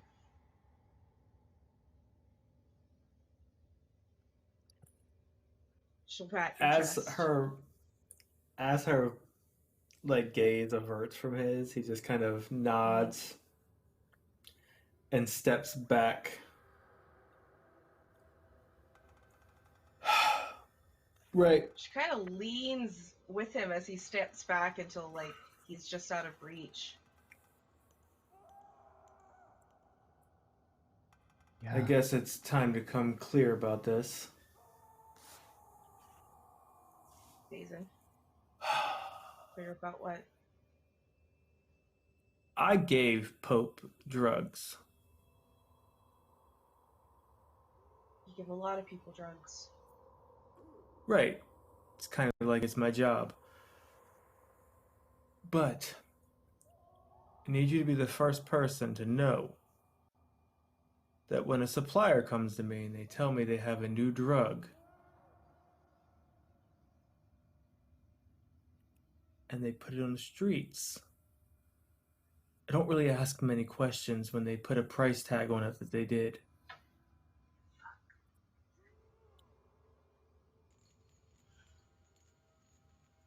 The largest quantity I ever dropped off was 2 Ariel's Club, 3 nights ago.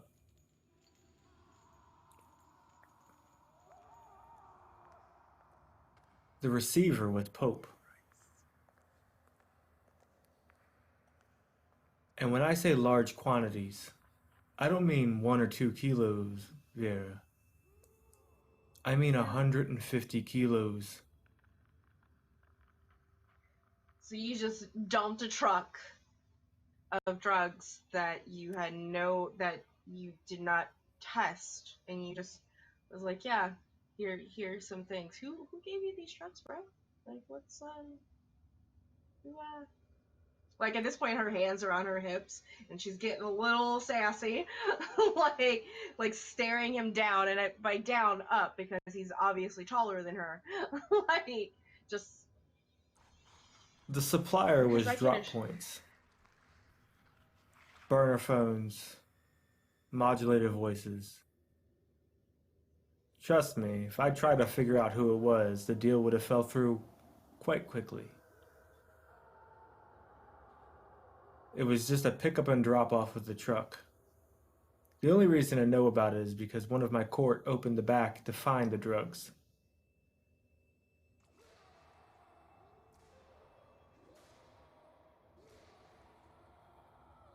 she's gonna step forward and close the distance between the two of them again, and she'll take both of her hands and like grab each side of his face and like look him directly in the eyes. We have to find him now, because if you know anything about Cabal, your name has already come up.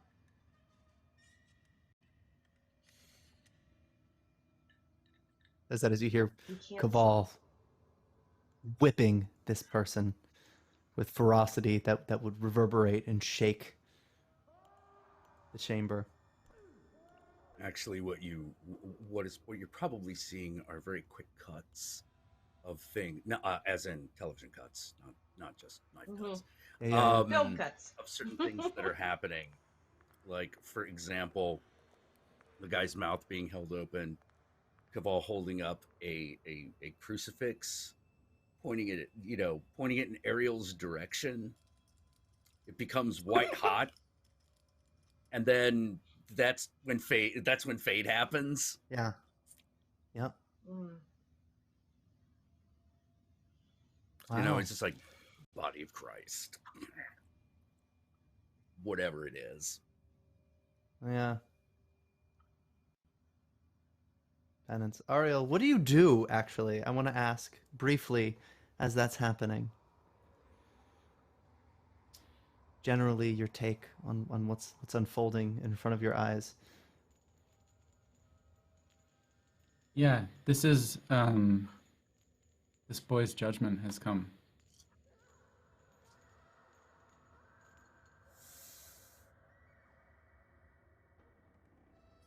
And as the claimed guardian angel, I feel a responsibility and a duty to bear witness. Also, I am so new in the world of mortals. I have never experienced this event, and I'm compelled to absorb it, understand what is this range of feelings that a person goes through when they know that they're looking at their death in this way. And I also am here because this young man did good work for me. I'm here to provide some measure of comfort in the final moments.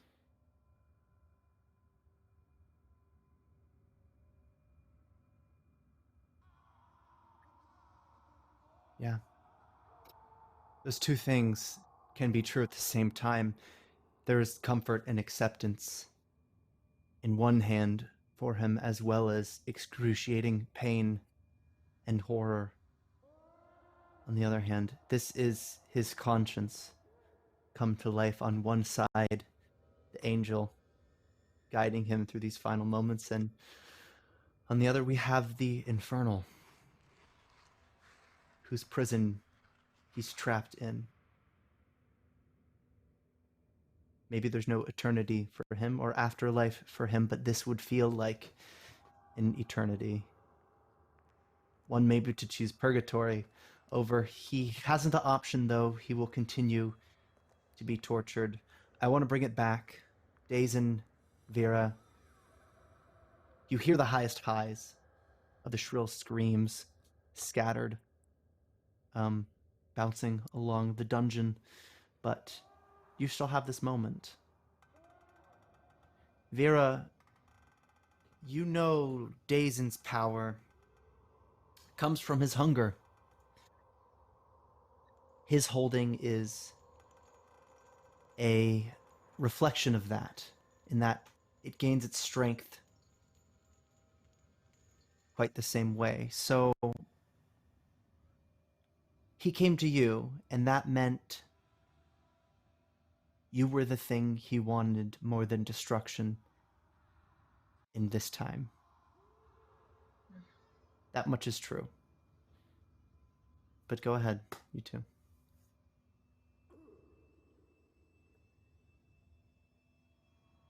So I kind of figured that they would be heading down towards the noise of that is coming from the dungeon.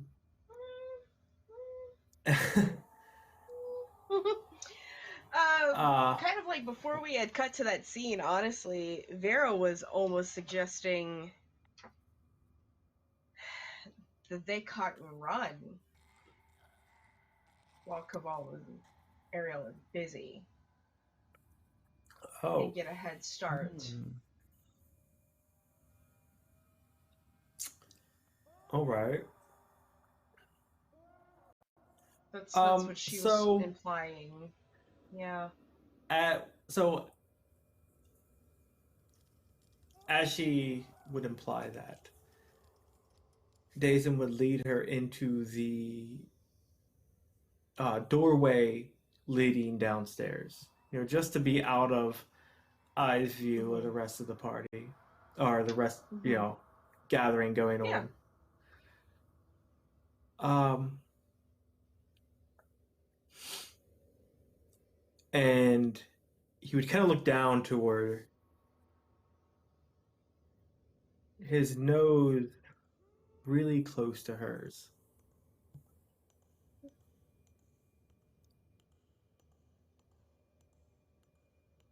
There's no guarantee that we'll both come back from chasing this lead.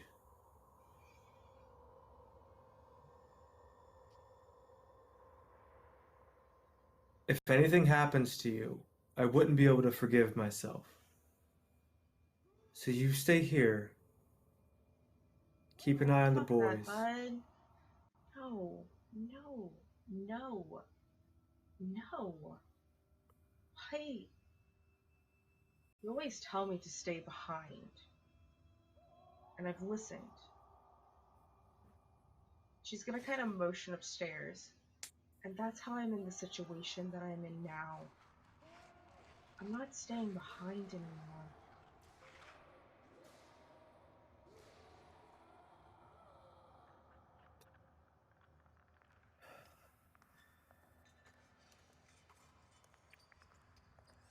He'll lean his face to her ear.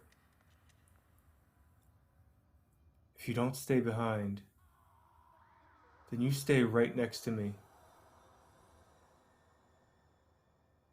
Of course. There's a shiver down her spine, and it sort of vibrates in anticipation across her entire body, and you can feel it. It's almost like watching the meteor again together. Things are about to change.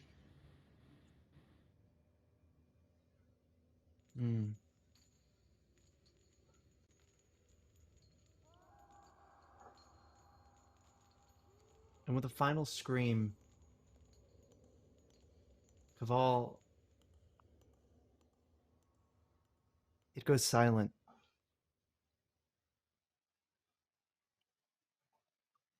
The Pope has nothing left in him. Stopped moving. Hmm. Hmm. Ariel. Caval, I hand him a knife. Do you wish to do the honors? He is yours.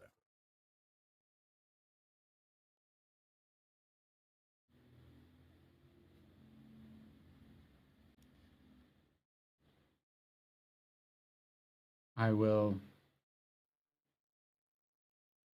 cleanly and mercifully um, Yeah. put him to rest.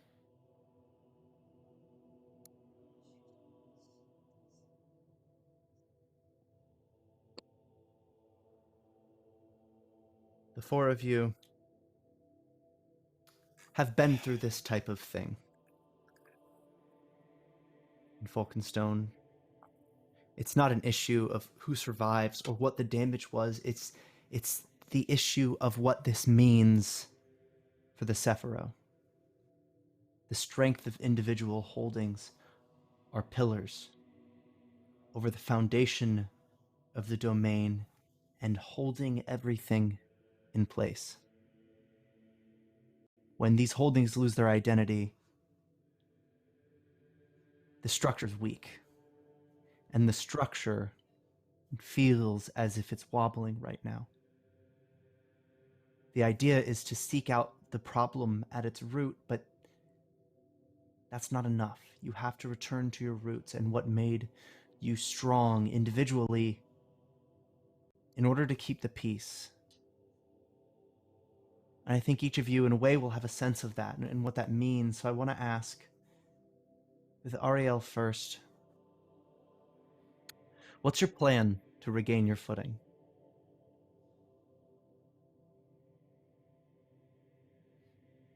It's been a long day. The first thing that Ariel needs to do is to pray to the Sephira, regain some of his shards. He also needs to get in touch with Raifa and his network and find out what is the trick that's been pulled. What is the move that has happened behind the scenes or that has been set up while this pawn fell on the chessboard? Maybe even go to his mentor and ask what his mentor might make of this in a careful way, not to expose any of the liability at stake, not to try to protect Vera and Dazen and Kaval, who all are now caught up in this this sort of storm that is brewing. So he will, after this is done, he will take off for home, take to the skies, and head out. Maybe there is that form, the other winged form of Raifa on the skies that he can meet up with. Maybe he gets home. He still has Dazen's phone. Maybe he can go through this and find some clue as to where to search. Although Dazen is involved in crime, it's unlikely that the contacts are going to be of too much use on this phone, but it could be a place to start.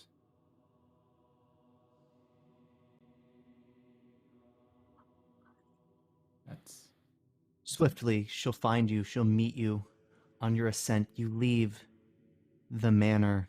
It stands strong thanks to your protection. You held it, and now suddenly you're held by Rafa. She made haste to meet you in the sky as you flew up to find her. Instead, she found you. Instantly, an embrace. She holds you. You feel a, a wet cheek. She had been moving so fast, though, that the trail along it leading to her eye had already dried. Only that forlorn little dot. But she'll kiss your cheek and tell you, in a language I can't even describe, the language you two have. Your existence intricately tied. It's almost like the body language of body language, some kernel of that. She doesn't need to convey a message to you. Instead, she just exists near you, and you know that she's ready to rest. Let you heal. She knows immediately the amount of energy you put into today. Cleaning up the mess. And she wants you to know we'll repent.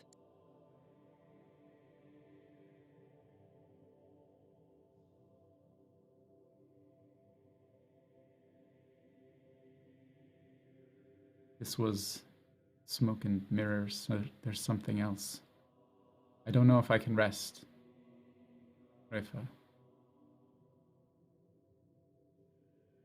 I trusted this boy, and something came in, and I don't know if I call him my friend, but another Defiant is implicated in this.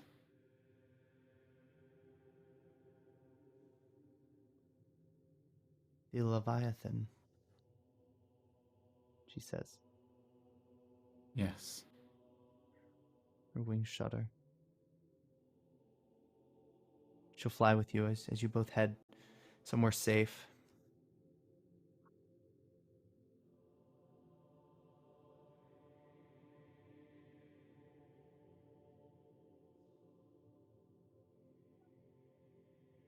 We repent.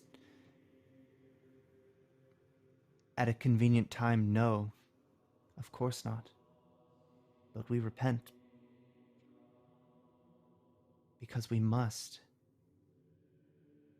This wasn't malice, but this was a mistake. I feel the doubt in your being. I will spend a shard to change to my dark form as an angel of doubt. Yeah. And just be on full That takes us. display.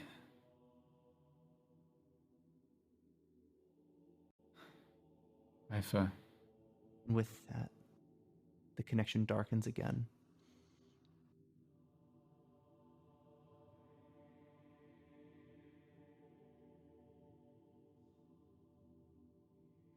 Did we make a mistake? This question comes up again and again. To leave? To come here?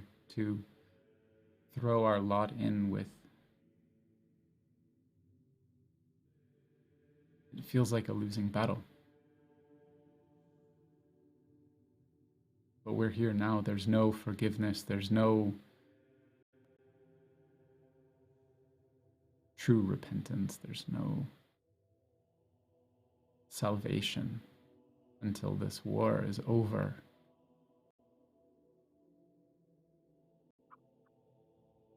How do I move forward in that way?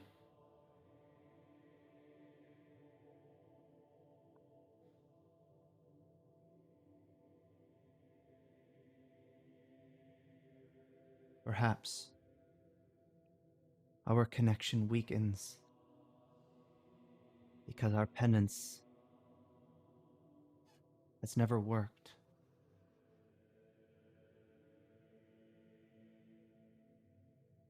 Perhaps this land festers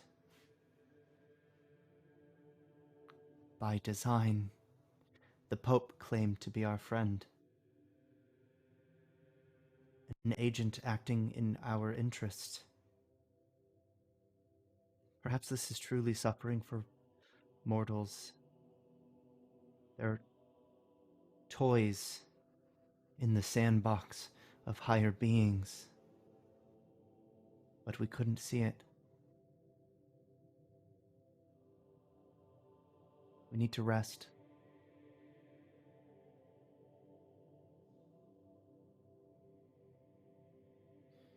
Yes. She'll head Tomorrow. home with you. Great. Now, Vera, Dazen, I believe you have some time before Kaval emerges from his chamber, probably doing a little bit of cleanup here. Mm-hmm.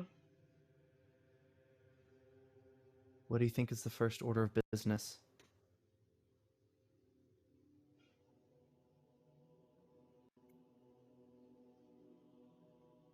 Is there a shirt around here? Dazen would take there his must shirt be. off and give it to her. Okay. It's so course. cute. Like, is it? I have a question. No. Here we go. I got a question though. Is it a button up? Is it a cotton tee? What kind of shirt are we dealing with here? So since he was just utilizing the lightning, it is a it's a wholly black t-shirt. Okay. He also got this from Kaval's room, from one of his spare clothes, because his earlier clothes Yeah. were ruined from Ariel. So it's I'm gonna say, I feel like Kaval wears like the deep plunging V-necks, because I feel like Kaval has like that really muscular, nice chest. So Yeah. he's got yeah, all right. So it's one of those where it's like the super deep plunging V Right. with holes all in it. And that's Just different kind of like for Dazen. just kind of holds it up, like, and like, first of all, this is not gonna fit around my hips. Second of all, But it is Gucci. there's a hole. It's very Gucci. There is a hole right where my primordial nipple is.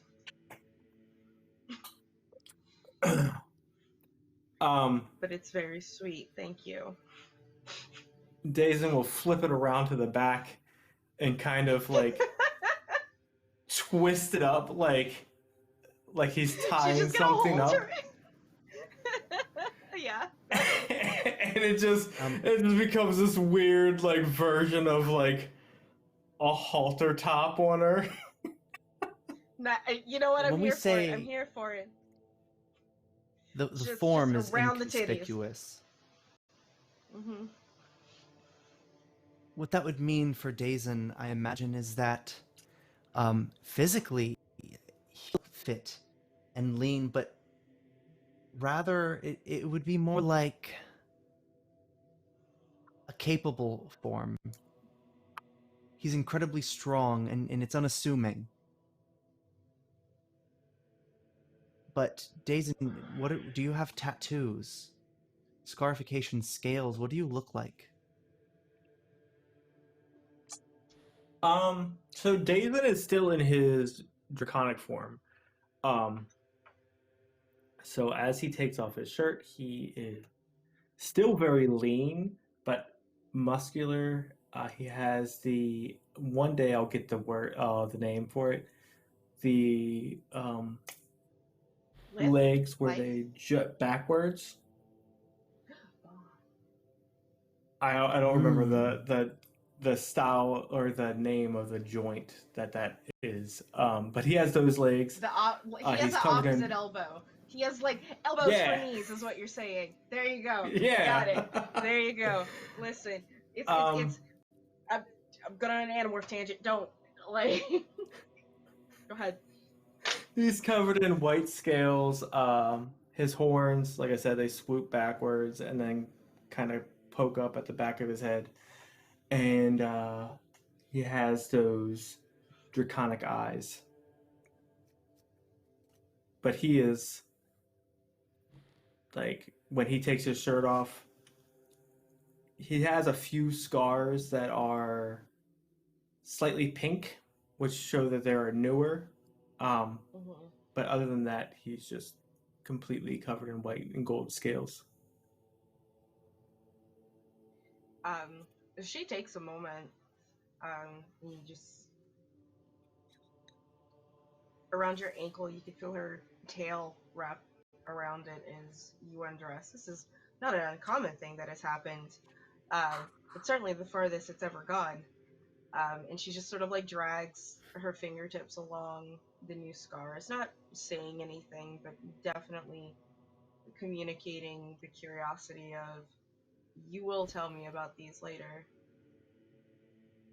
Now that the shirt is dealt with, we're gonna need pants. You can keep yours on or not. It's fine. He takes his time to boop her nose, and he's like, maybe one day. But like you said, Wow. and Like like it's you like a said, moment where she's like, suddenly when the tables are turned on her, she's like, wait, what? Like, just like double takes for a second. Okay. he reaches down to grasp something from his boot, and as he does, stands back up. He kind of presses his lips to her hip bone, looks at her as he stands back up, and puts something in her hand. We have work to do. And he walks off. Mm. Are they panties? No, in her hand Okay. is a blade, Oh. because she obviously doesn't have anything else on herself that, might be able to stab Have you somebody in seen quick her succession. feet? Have you seen her Right, feet? but I mean, like, I know. Like, it's okay. No, it's fine. But there's like a moment. who It's very sweet. Honey, thank you. I appreciate and love you for you, doing this for me. But they're not you panties. can never I'm gonna have take them. enough weapons. True. She's just gonna. You know, if They're in this a goes, random room. I'm assuming that like they're like one of Caval's harem just lives here, and I'm just gonna swipe whatever thong is there, and she gonna have to deal. Like, so, and just okay. Like, just stash the blade like just right there, like in my panties for safekeeping on my hip. And I'll follow him out. Yeah. I don't know how far you are from the torture chamber, We're but probably on after the the floor above cleanup, it. yeah, Yeah. that loud door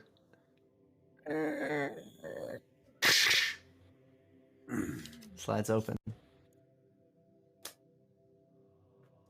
Kaval, Yes. what do you look like? What has happened? What is the aftermath in that little room? The aftermath, you are, in order to keep the veil up, basically, we're going to be seeing it from the corpse's perspective. As we're looking, as the door opens, I look back and I'm like, yes, I know. Who would have thought the young man had so much blood in him, right? And I'm just stained, just blood stained, taking gloves off. All right, Jason, I need to speak to you, but before that, we have to get the carnival back on.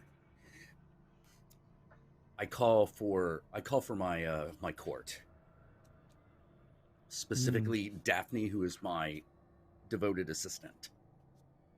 But I want all of them here.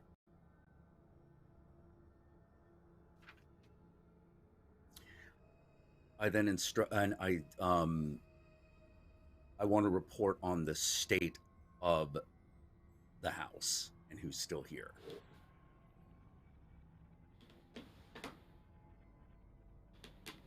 Yeah. The court is efficient. Do you have a place you would like to meet in this manner, actually? You could do a war room style meet, or if you feel that you want to move somewhere else, your holding is in an We'll embarrassing state move- right now. Since Yeah. What has happened to all the guests? Are they all still here? They're very confused. They have considered the happenings of tonight Perfect. as one piece of high art calamity, a controlled disaster. This is their event of the night. This is the continuation of the theater. They don't think they've left. And what's more is the people here that have performed, they're gone. There is no Pope, and there's no Ariel to even explain what's happened. So they're sort of stumbling. And your staff are scrambling at what has happened. They still consider it highly confusing and unplanned. There's a lot of tension in the air. It's not uncommon for a Defiant to use this opportunity to put the pressure on someone else and say, hey, are you willing to host? And sort of let them show off their holding. I have a plan, but the war room essentially is going to be right here in this hallway. Will arouse too much suspicion if we go out to another thing, so the courtiers need to come here. Right. Okay. In the basement. And once All they right. do, I go to. So my court consists of the fun-loving pet, who's named Candy, the devoted assistant, who is named Daphne, the silent guardian, who is named Berlin, and the judgmental advisor, who is named Lilith. Lilith is my favorite, but I am going to be addressing mainly Daphne, since she is the most devoted assistant. I'm like, all right. Here's what we're going to do. We have put them all in, they're all currently in a state of fear. We have to use this. And we all know that terror and orgasm are just a few fucking hip thrusts away from each other. So you get the idea. Daphne, Candy, I want you to figure out how to get everyone here in the mood. Daphne, I'm going to need you to back Candy up, make sure that fucking happens.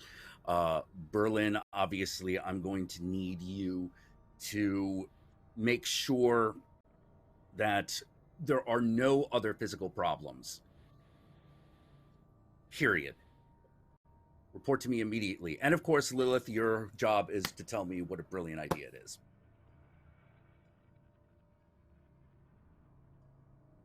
They all look at you.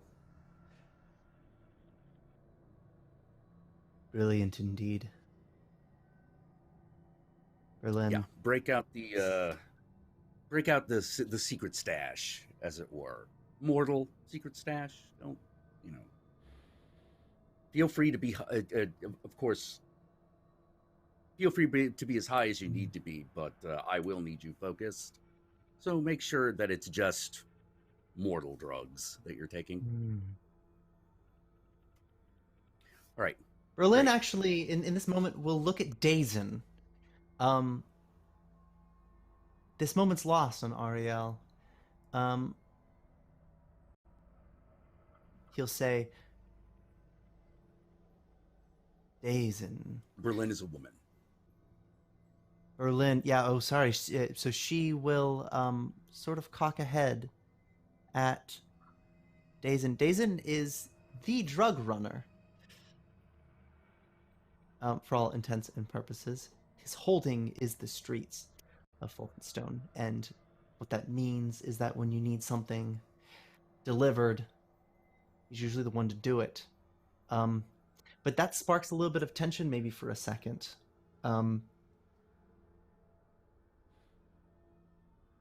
Because Dazen, you don't have your phone. You're realizing now No. that the idea of the business has come to mind, somebody has taken your phone. Are you concerned about that?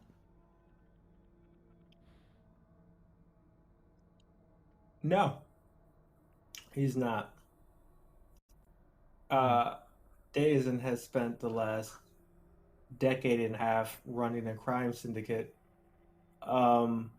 So he's seen the rise and fall of cell phones, or the rise of cell phones. So he knows about burner phones. He knows that when you run a criminal empire, you don't put anybody in under their actual name. And you keep everything as vague as possible. Things that make sense to you, but if someone sees it from the outside, they have no idea what you're talking about. And you have multiple of them at any given time. Especially when you're rich as fuck. I would like to spend a shard to activate one of the special properties of the Card of the Wealth to have a backup burner phone full of the most poignant contacts in his list for crime syndicate that are available at that time.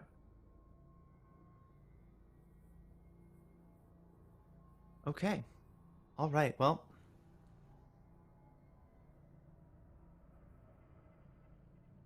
I'm going to loop in a little bit of twist in the timing because, Ariel, you've had no time to rest. You've arrived at your holding. There's a call to the phone that belongs to Dazen, the phone you've taken.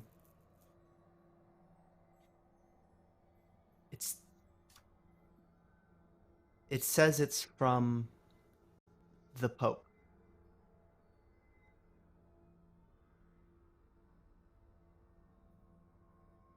What do you do?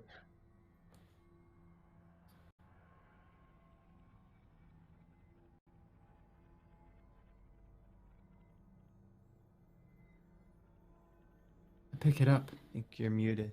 Oh yeah. So yeah, you pick it up. Staticky. And it's not the voice you're familiar with. It's not this person, this to whom you thought you were the mentor. Broken. Robotic, like through a radio. Oh, hello. Dazen. Hello. Hello. In my best Dazen impression. Hello.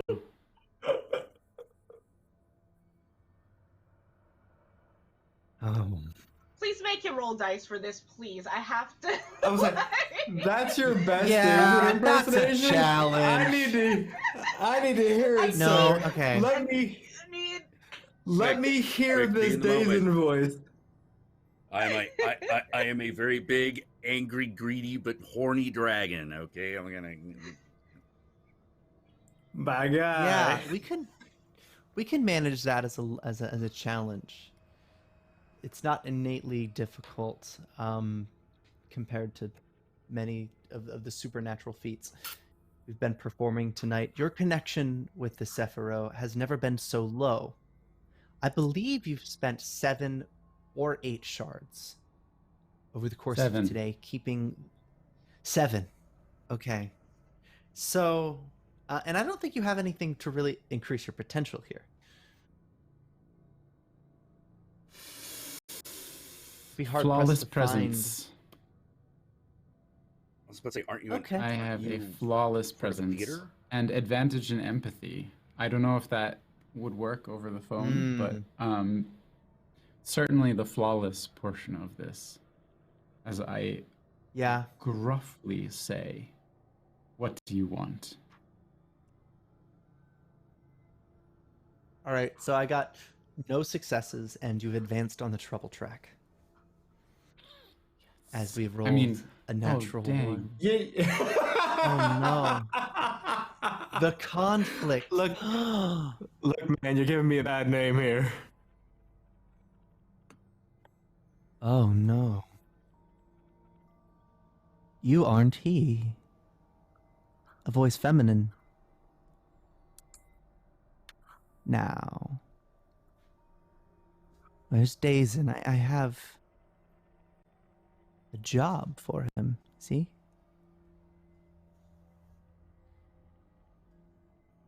I suppose there's a new player on the streets. The board has been filled long ago, dear. Oh, it's a job for Dazen. Not a phone thief. Find him. Call me back, dear. She'll hang up.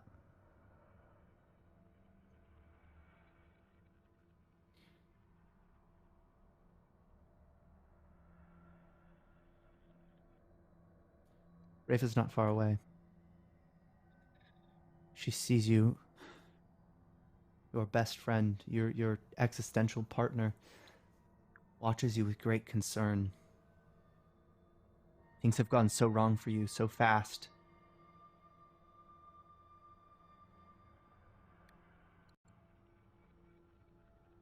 She looks scared.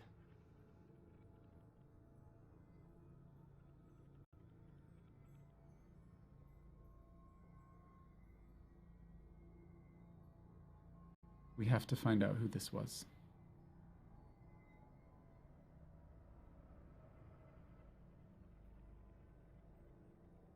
Ariel, you're tearing at the seams. How close do we call it? How far do we take it? We have to go right up to the line. And maybe break through.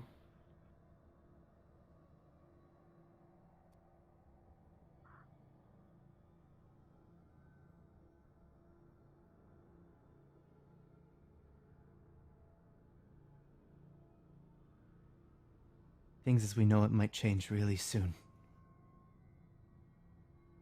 For the domain, or for us, you understand this. Right? Change is good, isn't it?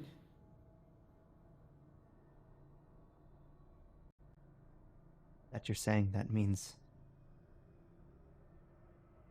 your heart, I don't know how to fix you.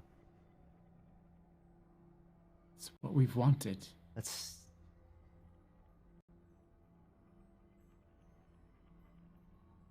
We shouldn't speak. Find Dazen. She'll take to the skies.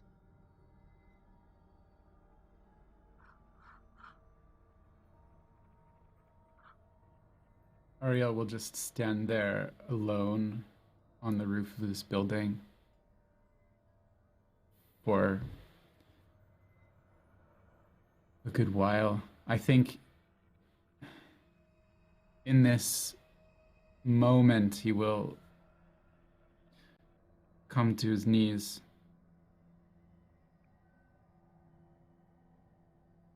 and give a prayer to the Sephira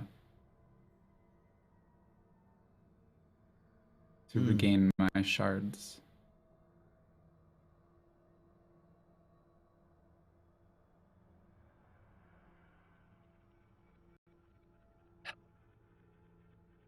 The prayer is simple. It's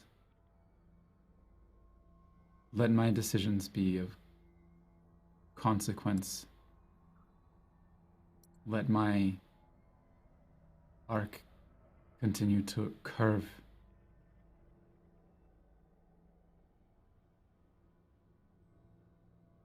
Do not let go of me, please.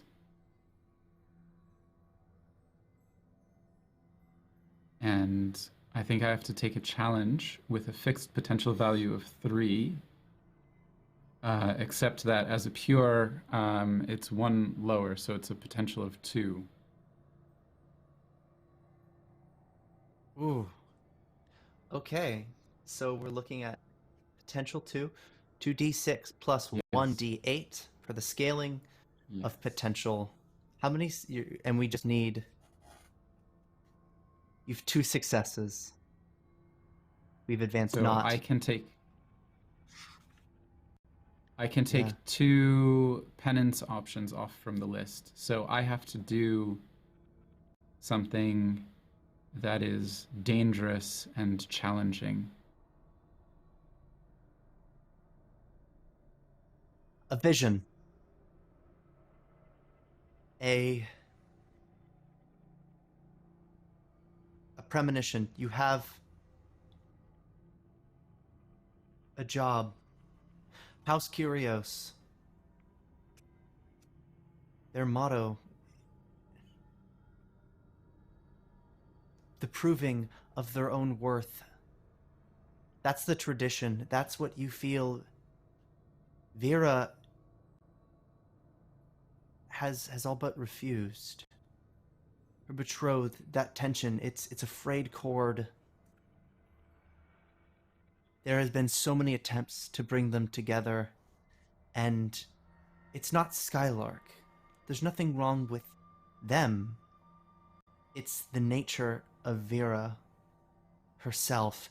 You're tasked with bringing them together. But I don't know how long you've known Vera. You might understand that that's nearly impossible. So maybe you're just borrowing time, but the mission that the Sephira has given you, it's nigh on impossible.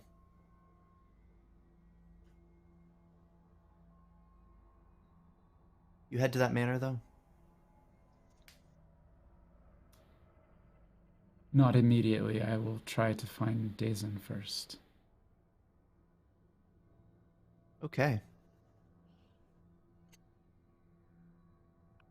I want to ask Dazen, Vera, Kaval, you 3 are at the manor, is that correct? Yes. Yeah, I don't think we've left yet. Yeah. Yeah. Kind of caught us probably trying to leave, like, oh, hey! Oh, no. You 2 are not going anywhere. You were helping me clean this up.